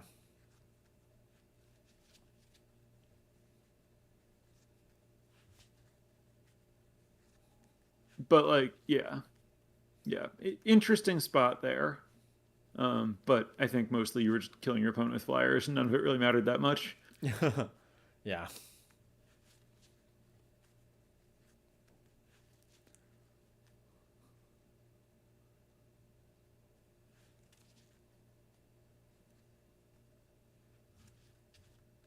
I like this hand.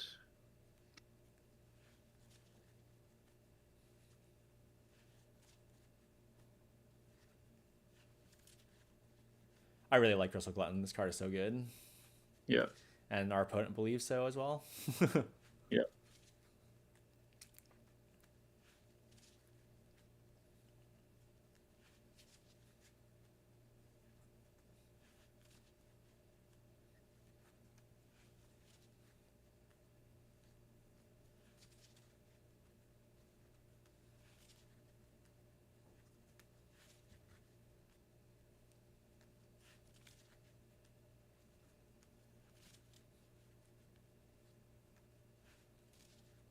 You could theoretically make a case for playing the Travelers, and then like this gets to jump two guys, but it's probably better to spend your mana more efficiently here.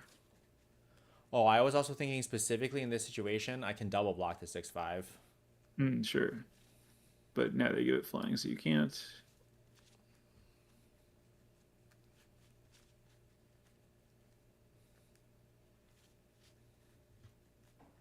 And this works out fine because you can still play the draw spell. Yeah.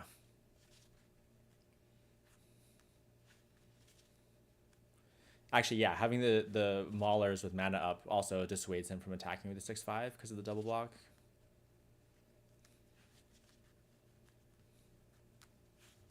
It's pretty brutal. Yeah, this is just my opponent having the nuts. Yeah.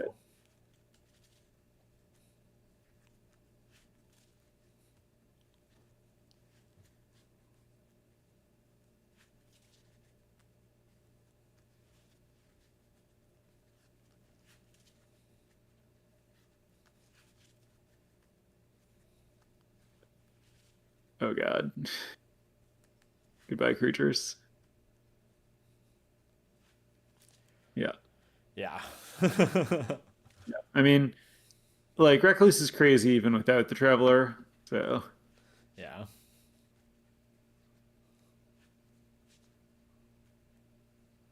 Oh, I remember this game. I think this is the one game where I draw my Soul Immolation.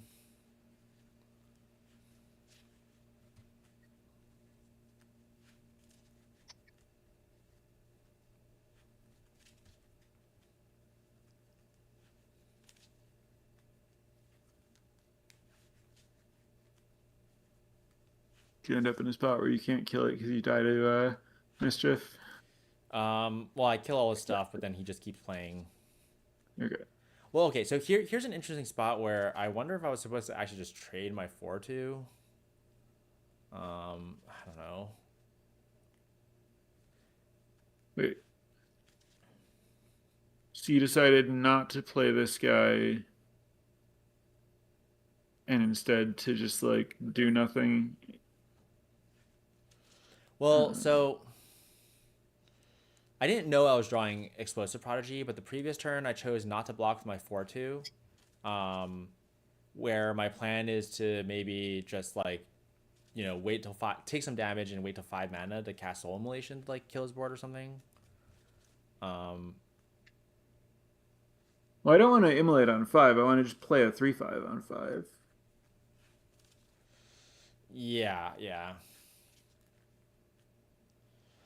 I so you think I should have? So I guess you think I should not have traded with his 1/1 or his 2/1 that's getting buffed by the Boggart Prankster, but then I should have Yeah, I played. don't want to trade off my guy. I think, yeah, like this. The issue is this guy can only kill a 1/1 if you play it now, and like if you play it after you play this, you can kill that guy. But I don't like not using my mana when this is my hand. Yeah, So I kind of wonder if you have to just like play this and kill a 1/1. and then Um, and then I can block another then one you can one. trade with whatever attacks, Yeah, and so you're like not taking the extra damage. And I feel like with the mischief, like just not taking the damage kind of matters a decent amount. yeah, yeah. Saving 2 life. Yeah.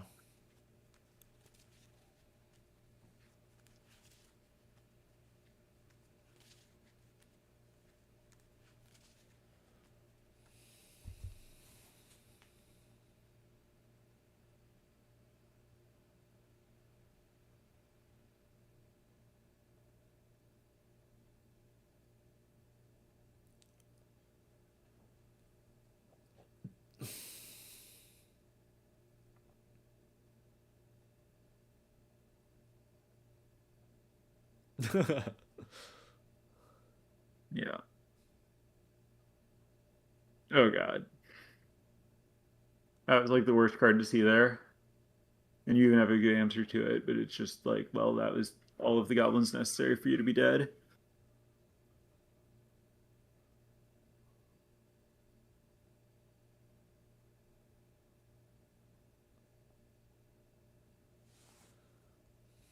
So yeah, if you have two more life, this game could go differently.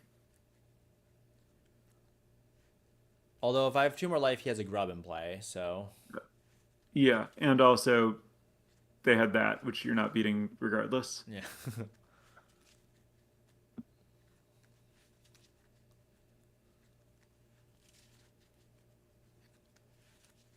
Yeah, they were very well positioned to beat Soul Emulation that game.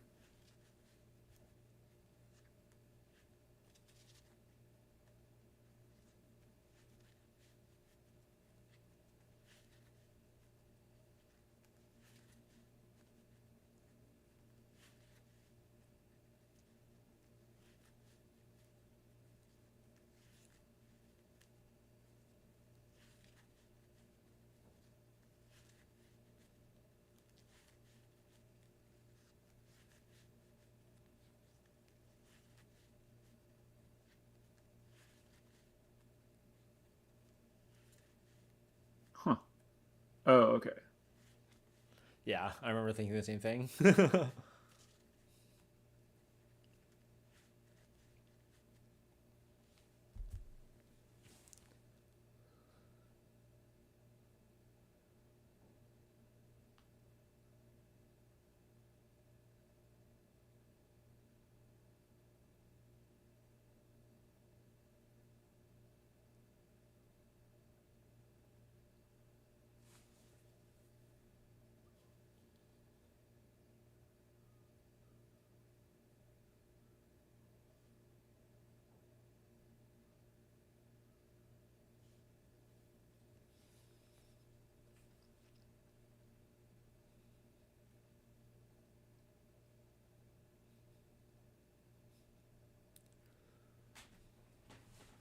That trade is cute.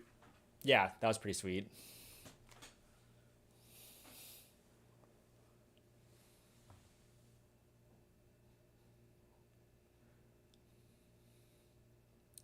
Maybe it's a reason why unexpected assistance might be like a little bit like you could argue that makes it like a little bit better than thirst.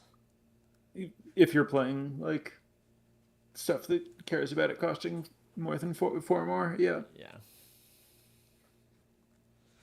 I don't know if Korath Mystic is like the best card for that, but like Right.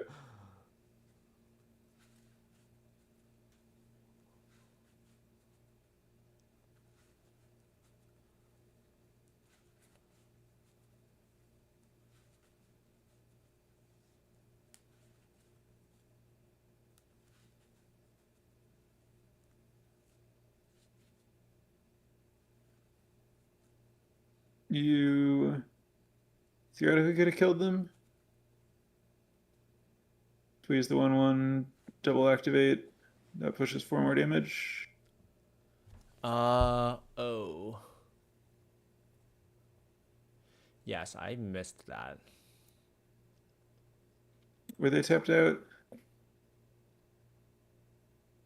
Yes, they were tapped out. So you just had lethal there. Oh, okay. Yeah, yeah. I think oh, I actually know what I was thinking. I was thinking to myself, I'm going to get a Surveil 2 off of this Tweeze. Yeah. Probably better to just kill your opponent, but obviously it doesn't really matter in that spot. Yeah.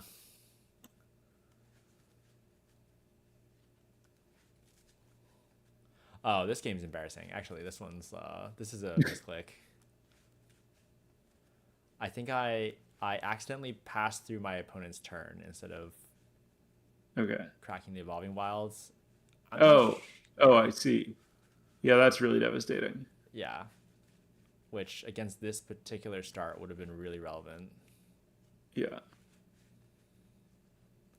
I think it I definitely would have assume traded you my would just 2/1. block a 2/1. Yeah, exactly. Yeah.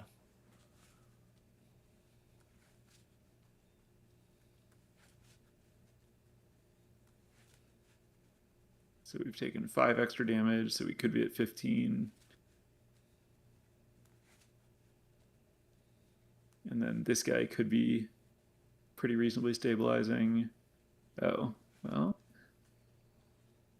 But this should not be there. So instead of being at 0, we would be at like 11. Yeah. Yeah. That Alarm Miles was massive. Because you could have been at 11 and then untapping and playing a big flyer and then you have like their team held off and you can gain life. Yeah, yeah. That, yeah. That was just a misclick. Yeah, that's something that would never happen in Yep. paper. Yeah, Just yeah. It's interesting like how much that snowballs. Not that surprising. Like, that was a good demonstration of like why two drops are so important. Like you functionally made yourself not have a two drop instead of having one with the misclick, and it just completely flipped the game.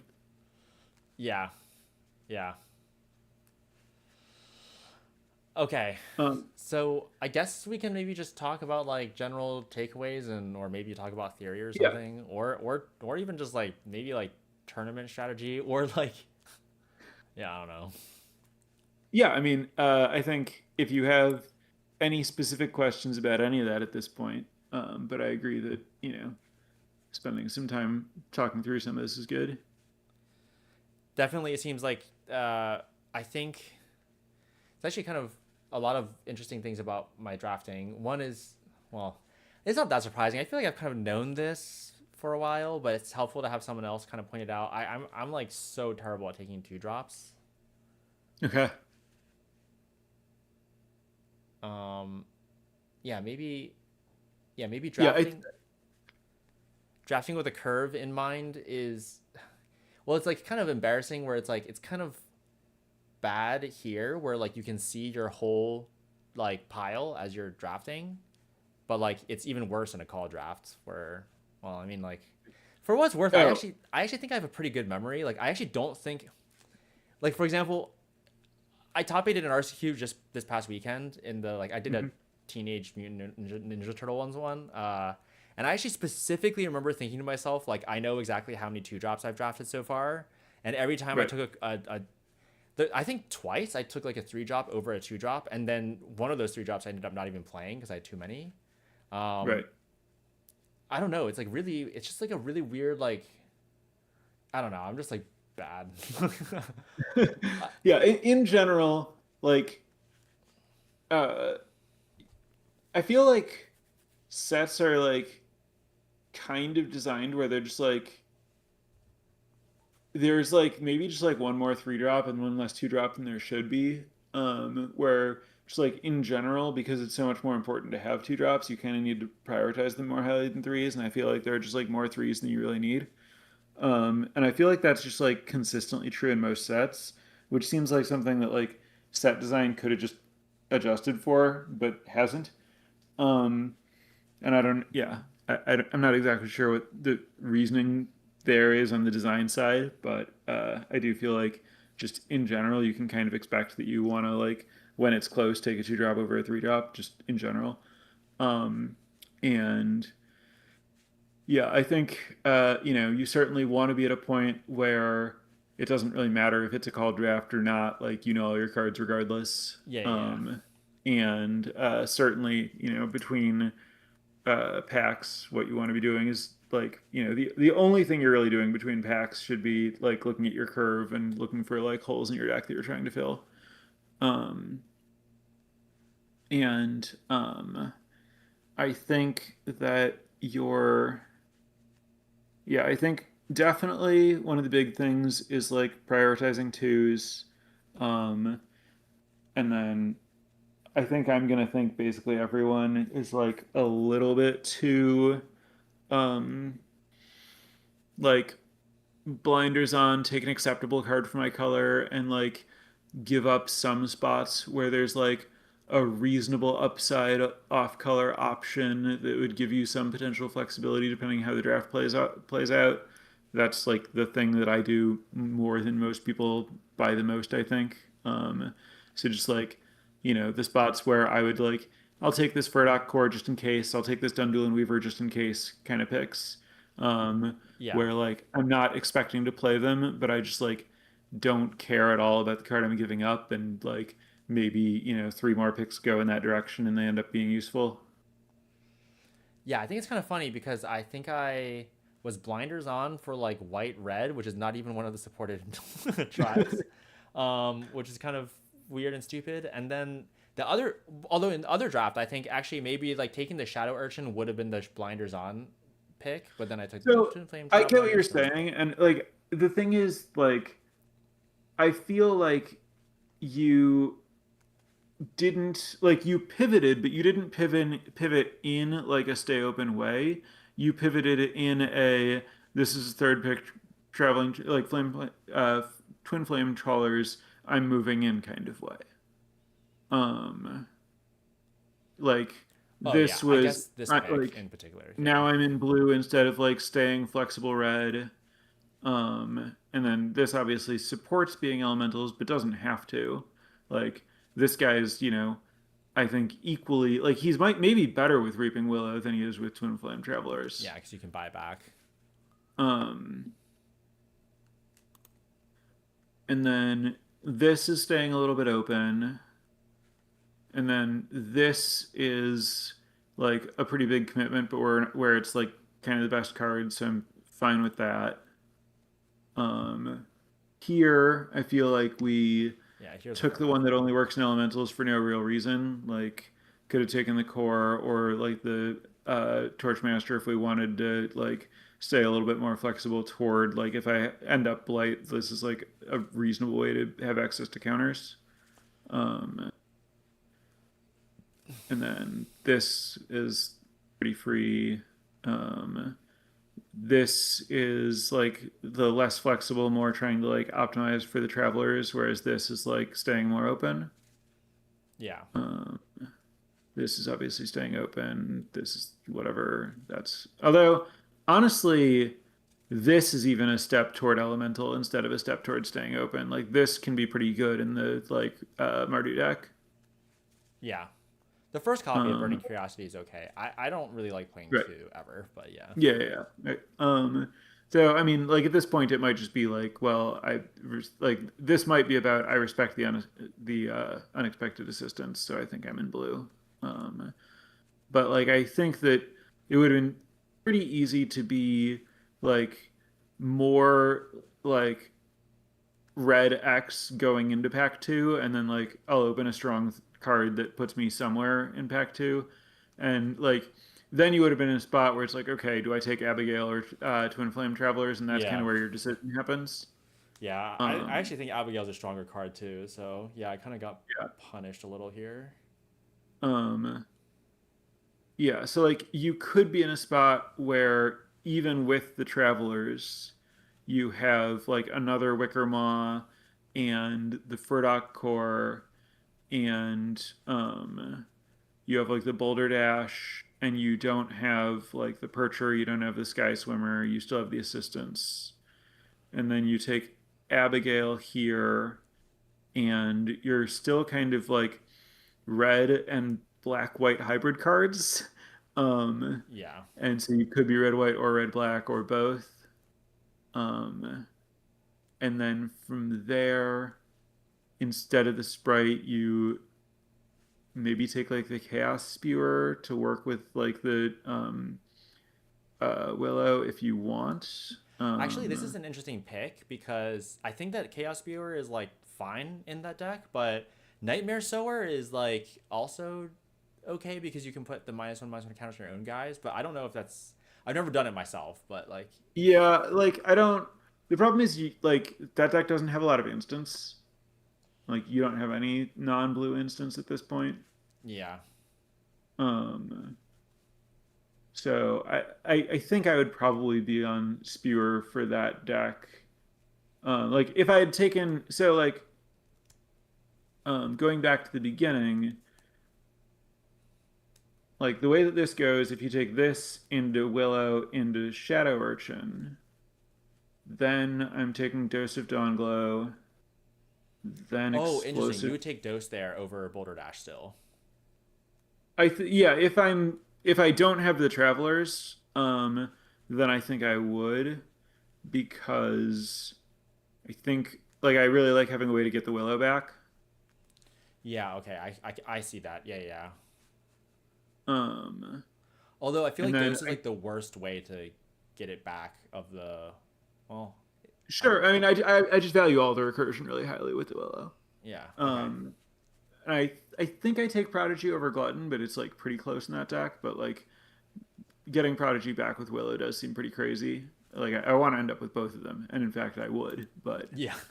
um, And then I think I would take Wickermaw over Dose here, I think, even though I'm like just red black because I already have a Dose. And I could still easily be Mardu, and it makes the like Reaping Will a lot more castable. Um, and then this ends up being pretty close between like the Prankster and the Bark. And then this is probably Torchmaster over Furdock Core at that point. This, I guess, is the Celebrant, which I don't particularly like. This is probably another Wicker Mob, but it could be Percher. This is Evolving Wilds. This is Burning Curiosity. This is Glutton. Then this is probably Abigail, but could be Weaver. No, it's Abigail. Um, and then this is Spewer. And then this pick is interesting between like Sourbread and Evolving Wilds and Tweez and Weaver. Actually, I think I would Weaver. I think I don't care about the Tweez and Sourbread, but that might be a leak. Um, but I would have like two or three Wicker Maws plus the Evolving Wilds. So yeah, I would take the Weaver. Uh, and then I think I would take the Scarblade Scout. Yeah, I guess you need some twos. Right. And like the mill is good when I have like the recursion. Oh yeah, yeah, that too. Yeah. And then I would take the Shimmer Creep, which is good with the Wicker Maws. And I would need to look at whether I think I could support the Boggart, but I probably could. I would probably take Eclipse Boggart there. Uh, and I would take the Brute here, or maybe I would take one of the guys that removes counters here. Uh, Probably Tweeze over, maybe Cursecrafter though, if I've taken the Eclipsed Boggart. And then this would be between the Curse Tosser and the Scout. Pretty close. Whatever. Probably Auntie over Feastling. But again, a little close. And then I would take another Shadow Urchin. And then I would take the Cinder Strike. And then I would probably take the Curse Tosser. Take one of the Goblins, probably the Curse Tosser. And then probably I would need to see if I have enough things for the Gathering Stone. It would be between that or maybe like even the Changeling Wayfinder, depending on how ambitious I'm getting with the mana. And then I'd need to see if I thought I was red enough for the Robber. Nothing else to take really. I think And you'd then the easily Elm be able would to be play really Robber nice. with I mean you'd have like Evolving Wilds and two Wicker Malls, so Yeah. And then Elm, Elm, obviously. yeah. Zealot. Uh, doesn't really matter. Not playing any of that, I think. Probably not playing any of this. Sure. Yeah. Um, so I don't know. I think both decks are kind of there. I think the elemental deck ended up like a little bit weak just because you didn't see like enough good payoffs for the travelers. I have like a theoretical question, which is I mean you kind of touched on it by talking about like drafting optimistically versus drafting scared.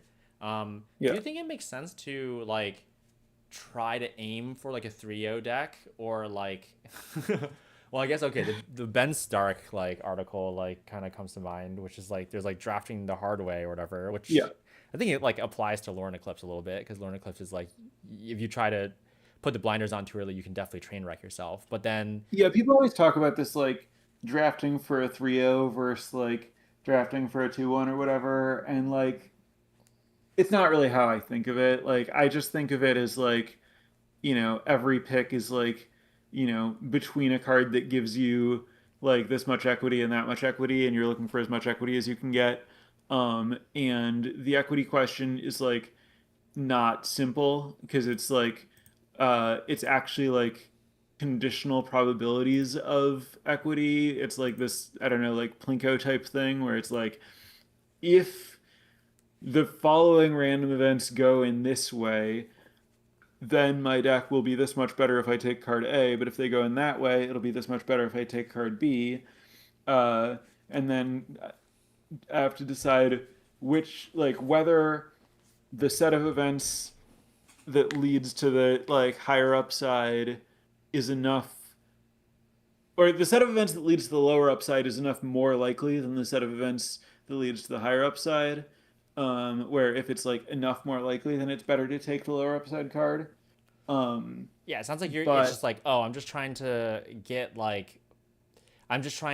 get expected, like maximize the expected value of like additional like percentage points of like win probability to my deck or something. Like I'm adding like yes, strength to my deck, and every point of strength gives me an extra point of winning, and I'm just trying to. yes, that's definitely what I'm doing.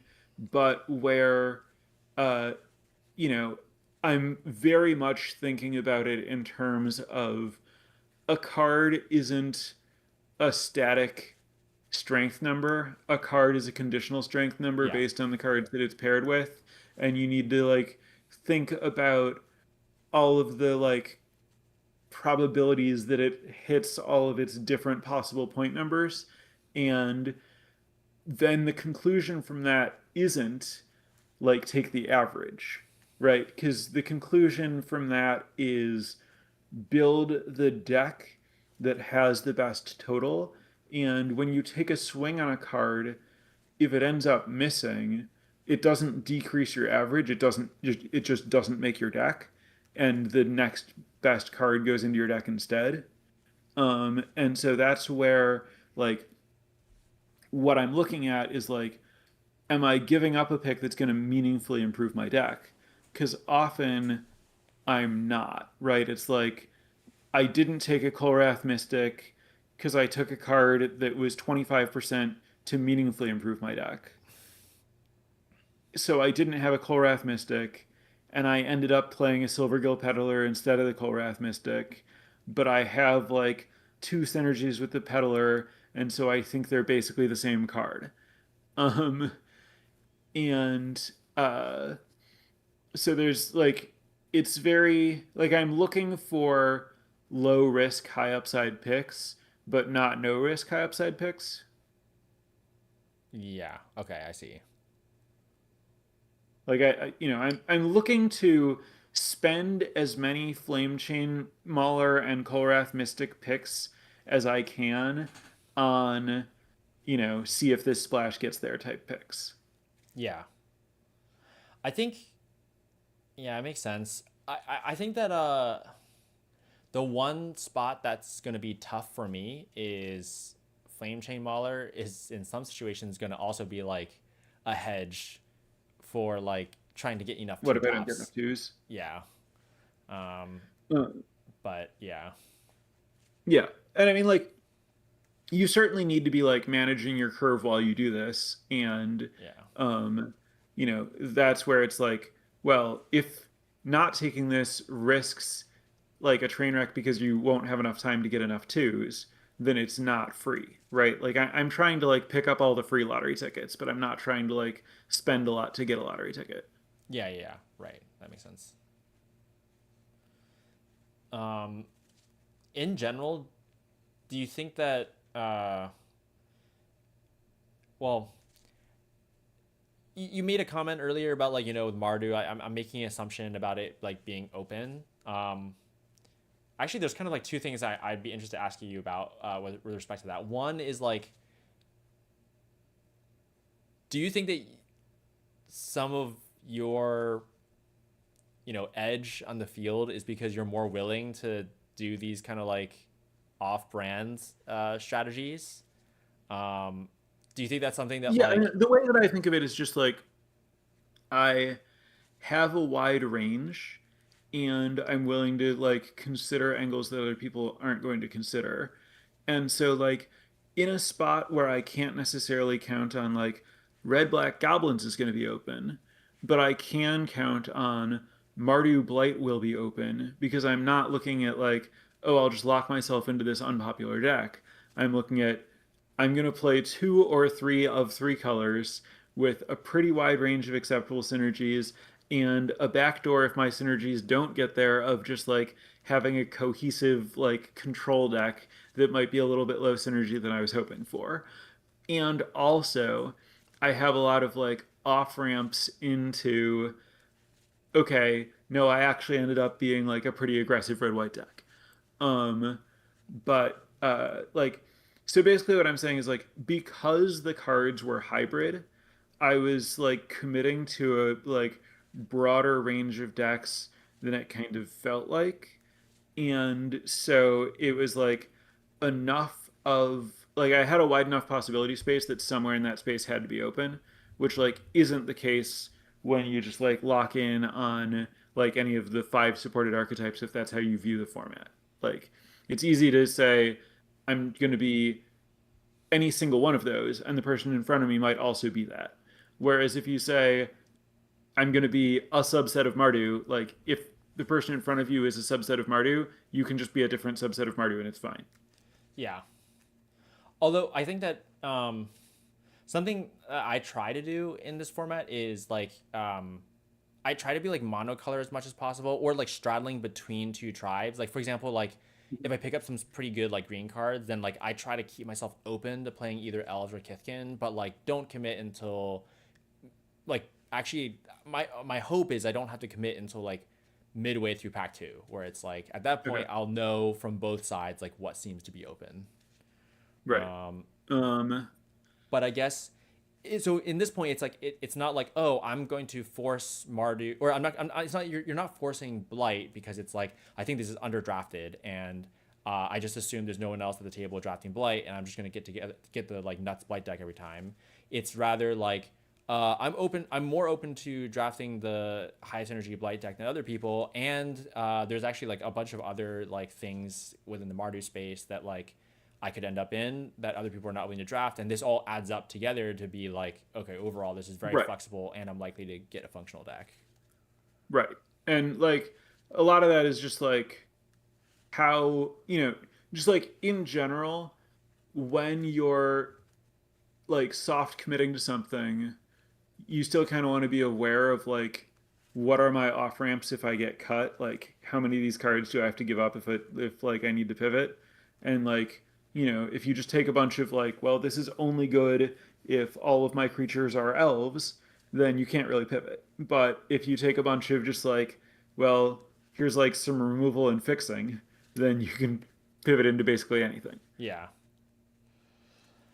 I have a second question which is kind of related, which is like maybe for like a player like me, where I'm definitely not as experienced. Do you think that it's like, do you think that your strategies are like replicable for like me in particular, or for people So at I've my actually, level? yeah, this is something that I've thought about a lot.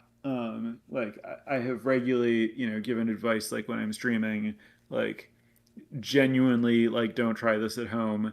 Um, and like I think, like I've written a lot about like the idea of drafting scared, and I think that you can only not draft scared when you have enough experience to be confident about like which picks are free for you to pass on. Like if you think a pick is free and then you end up train wrecking your deck because you actually passed, your fourth two drop and never saw another opportunity and now you only have three two drops. Like that pick was more expensive than you realized and it's like oh it was reasonable for you to think that this was like a cheap pick to give up because it was just an average power level common but you didn't understand that you were actually in desperation mode based on like how open like two drops were at this point and how much of the draft was left. Um, so like it does require a lot of like draft knowledge, format knowledge, like precise like ability to predict where things are going to go that I think really does just take experience. And so like I think that like drafting scared is like it's what I would tell someone who's like low experience at limited to do. Just like choose an archetype, take cards in your colors, then we can sort it out in deck building later. Um, and then the better you get, the more you can kind of like ride the rail and like get to precisely this was the amount of like value I could risk. Um, and I think that like the process of getting better at drafting should be figuring out, which of these picks are replacement level and low value and where you can afford to like be a little bit more ambitious. But I do think it's the kind of thing that you kind of have to slowly work your way up to, or accept that some portion of your drafts are just going to be train wrecks. Um, Right. but uh, yeah, I definitely think it's like you do need to work your way up to drafting exactly the way that I draft. Like it is like the reason that like the Ben Stark article uses the idea of drafting the hard way is like it's actually harder. Like you need to know more things to do it right. Yeah. I guess for me, like maybe the what I'm interested in is trying to figure out like what can I action on in like maybe the next week or the next Hmm. like couple weeks, where I'm doing a couple more RCQs. And maybe this is something that we would need to do more coaching sessions to be able to figure it out exactly. But like, um, I feel like I'm pretty opinionated about card evaluation in Lore and Eclipse now, since I think I've done like, you know, 25 to 30 online drafts. I've done more than 10 paper drafts, including like 4 or 5 like call drafts and like top eights of RCQs and stuff. Um, Right. Although I also played my very first RCQ like, like 5 or 6 weeks ago. So like, Okay. I feel like I'm like, it's weird where it's like, I feel like When did you like start playing Magic? I started playing Magic like, I mean, more than 10 or 15 years ago, but Okay. and when I was in college, I went to school in Pittsburgh, and so there were a lot of competitive Magic players there. I was not particularly competitive myself, I think, but like I kind of like I've been exposed to like good players at least, and so I kind of Sure. Sure. understand like okay, well, a lot of newbies I think like don't know what they don't know. I feel like I know very Right. much how much I don't know, and Okay. I'm trying to get there. But Right. yeah, I've only really like gone pretty hard on like competitive Magic like fairly recently. Um, Okay. Got it. Um, yeah. So I mean, like, I think if you have like strong opinions about which cards you like, I would say just don't draft the cards that don't spark joy.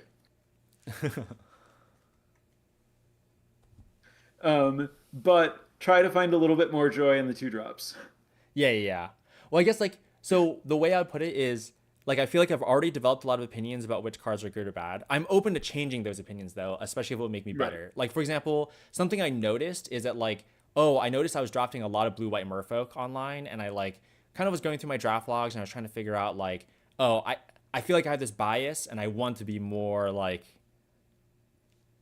open to other things Right. like Right. this is So you look like you go and you look through your Merfolk drafts to see like, was I missing something here? Was there another lane that like ended up being open? What yeah, was the sign that that was open? Should I be looking for that sign again? exactly, yeah.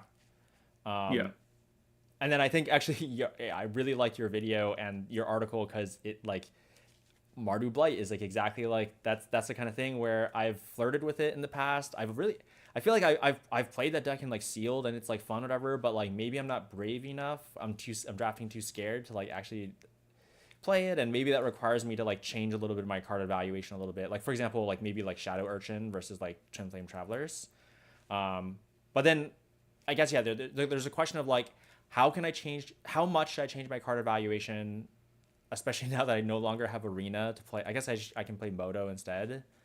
And then the second thing is Oh, like it's gone from Arena now? That makes sense. yeah. Um, Yeah. and, and then the other thing is yeah, like how much should I be focusing on maybe like changing card evaluations or just specific to the format versus like how much. I guess there's also stuff like two drops, like more like fundamental things in draft I need to focus on too. Right.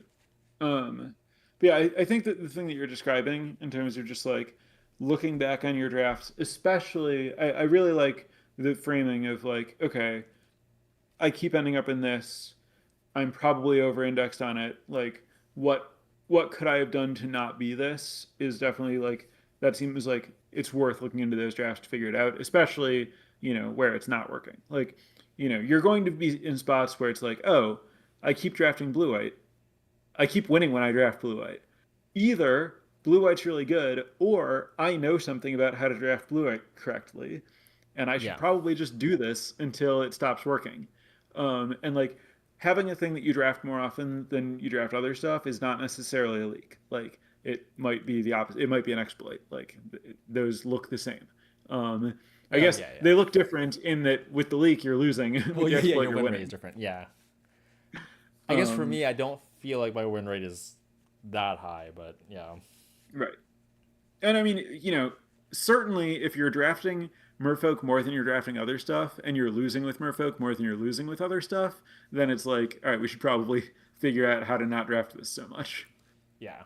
Actually, that's interesting. I haven't really computed my win rate across different archetypes. That's kind of interesting to think about, but I mean, I don't Right. know. Okay, cool. Um, yeah. I guess we can wrap there. I actually went a little bit over time, so I want to be Yeah. Yeah. respectful of your time. Uh, Um, but yeah, this was really helpful. Honestly, yeah, maybe we can chat some more. I can the thing, it yeah. might be Just difficult to get more lore in Eclipse draft log, which is the main issue. But yeah, maybe right. I if I mean, and figure it's something out. also find it like work on a different set if just depends on when you're doing it, what you're wanting to work on. But yeah, feel free to email to set up follow up stuff. For payment, do you prefer any particular I can do Venmo or Zelle, Venmo whatever. or Zelle? Okay. Yep. Yeah, I can get you Venmo information. Okay, nice. And then I also I did sign up for your Patreon thing, so Okay. does that discount still apply? Yeah, yeah. Okay. Uh, so it's at Sam-Black-11218. Can you actually just type that to me so that I Yeah, have yeah, it yeah. for the Sorry. future too? Yep. Then you can copy paste. Yeah. Yeah.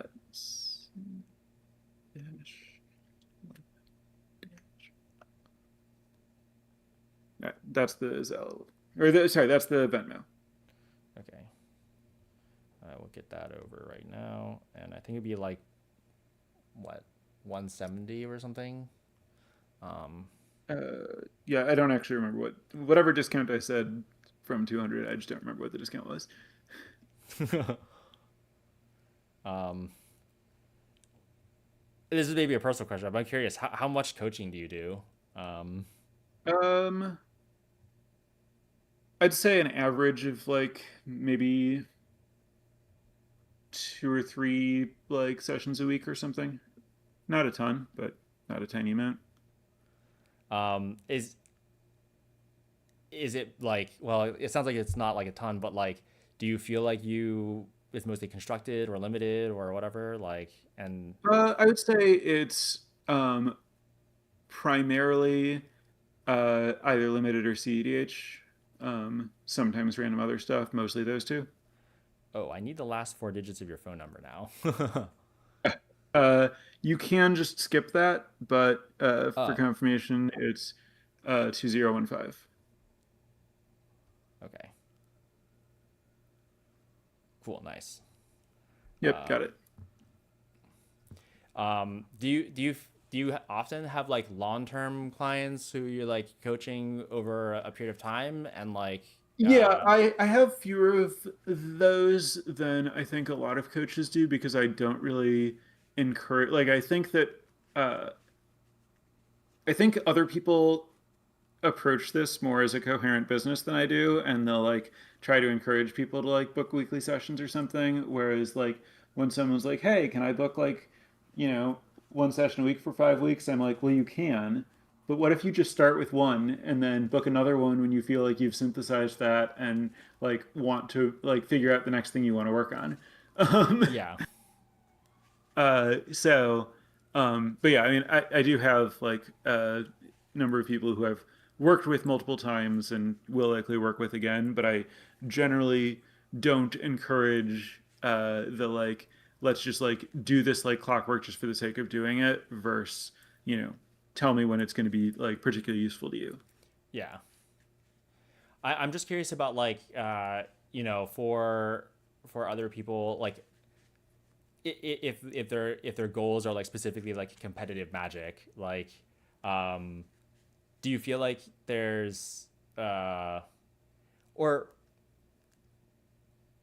Is this how effective do I think coaching is? Is that what you're getting at? a little bit, not like yeah, I'm not like trying to say like I'm not trying to like question whether you're a good coach or not. It's just just generally with like Right. have you seen it be like really effective for some people, and maybe for the people who are where it is helping a lot, like why do you think it's helping them a lot? Well, I mean, like, so one of my most frequent clients is 10 years old. Um, Oh, okay. and so he's gotten a lot better over the time that I've been working with him, but part of that might be because he's 10. Um, Right, right. so I would say there are some confounding factors.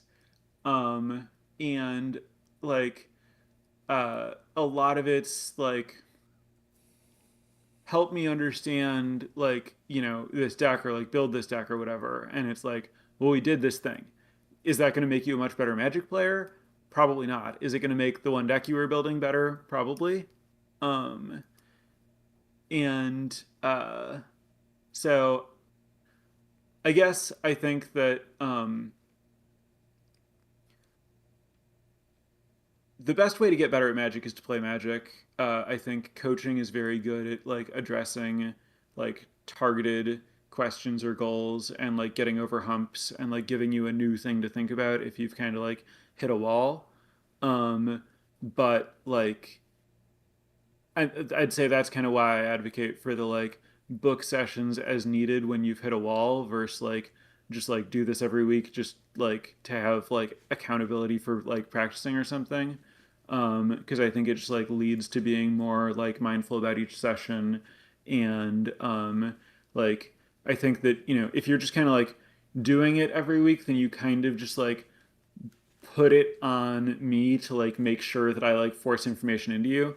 Whereas if you like have a single session and then like think about what you, and then like put work on your own into like synthesizing and processing all of that, and then reach out like once you've done that and you feel like you need something new to work on, then I think like that's gonna put people in a mindset that's more like, how can I like mine this for utility versus like just kind of expecting me to like function like I'm teaching a class and the class has like a set number of things that you're going to learn from it and then you'll be better. Like some people even reach out and they're like, coach me, like tell me the thing that you tell people, and it's like, that's not how I do this. Like you tell me what you want to work on and I help you work on it. I don't have like a curriculum, because everyone's like in a different point, and it's not like I'm not starting from here are the things an average like RC competitor needs to know to become like an average like pro competitor, because just like everyone's in a really different point with really different goals and really different like skill sets. And so I think the just like feed me a class style is like better served by streams and articles and podcasts and stuff, whereas coaching is better to address like, here's the specific thing that I feel hung up on or whatever. Yeah. I feel like for me, it's like I really like, yeah, I try to think through my drafts and find ones where like I want feedback on and figure out what I've done better. One of the trickiest things though is that like obviously the events I care most about are paper events, and you don't have draft logs for paper events, and so it's like, it's like Right. weird, Yeah. where it's like spec- it's hard for me to even figure out like what am I doing wrong, when I'm in these like slightly higher stakes drafts. Right. It's tough. Yeah. Yep. It is. I agree. Okay, cool. Thanks for taking the time. I really appreciate it. And it was Yeah. actually I feel like I learned a lot, so I appreciate it. All right. Great. Uh, that's what I hope for. So, thanks for reaching out, and yeah, let me know if you want to book something else. Sure, sounds good. All right, thank you. All right. Have a good night. Yep. Bye. You too.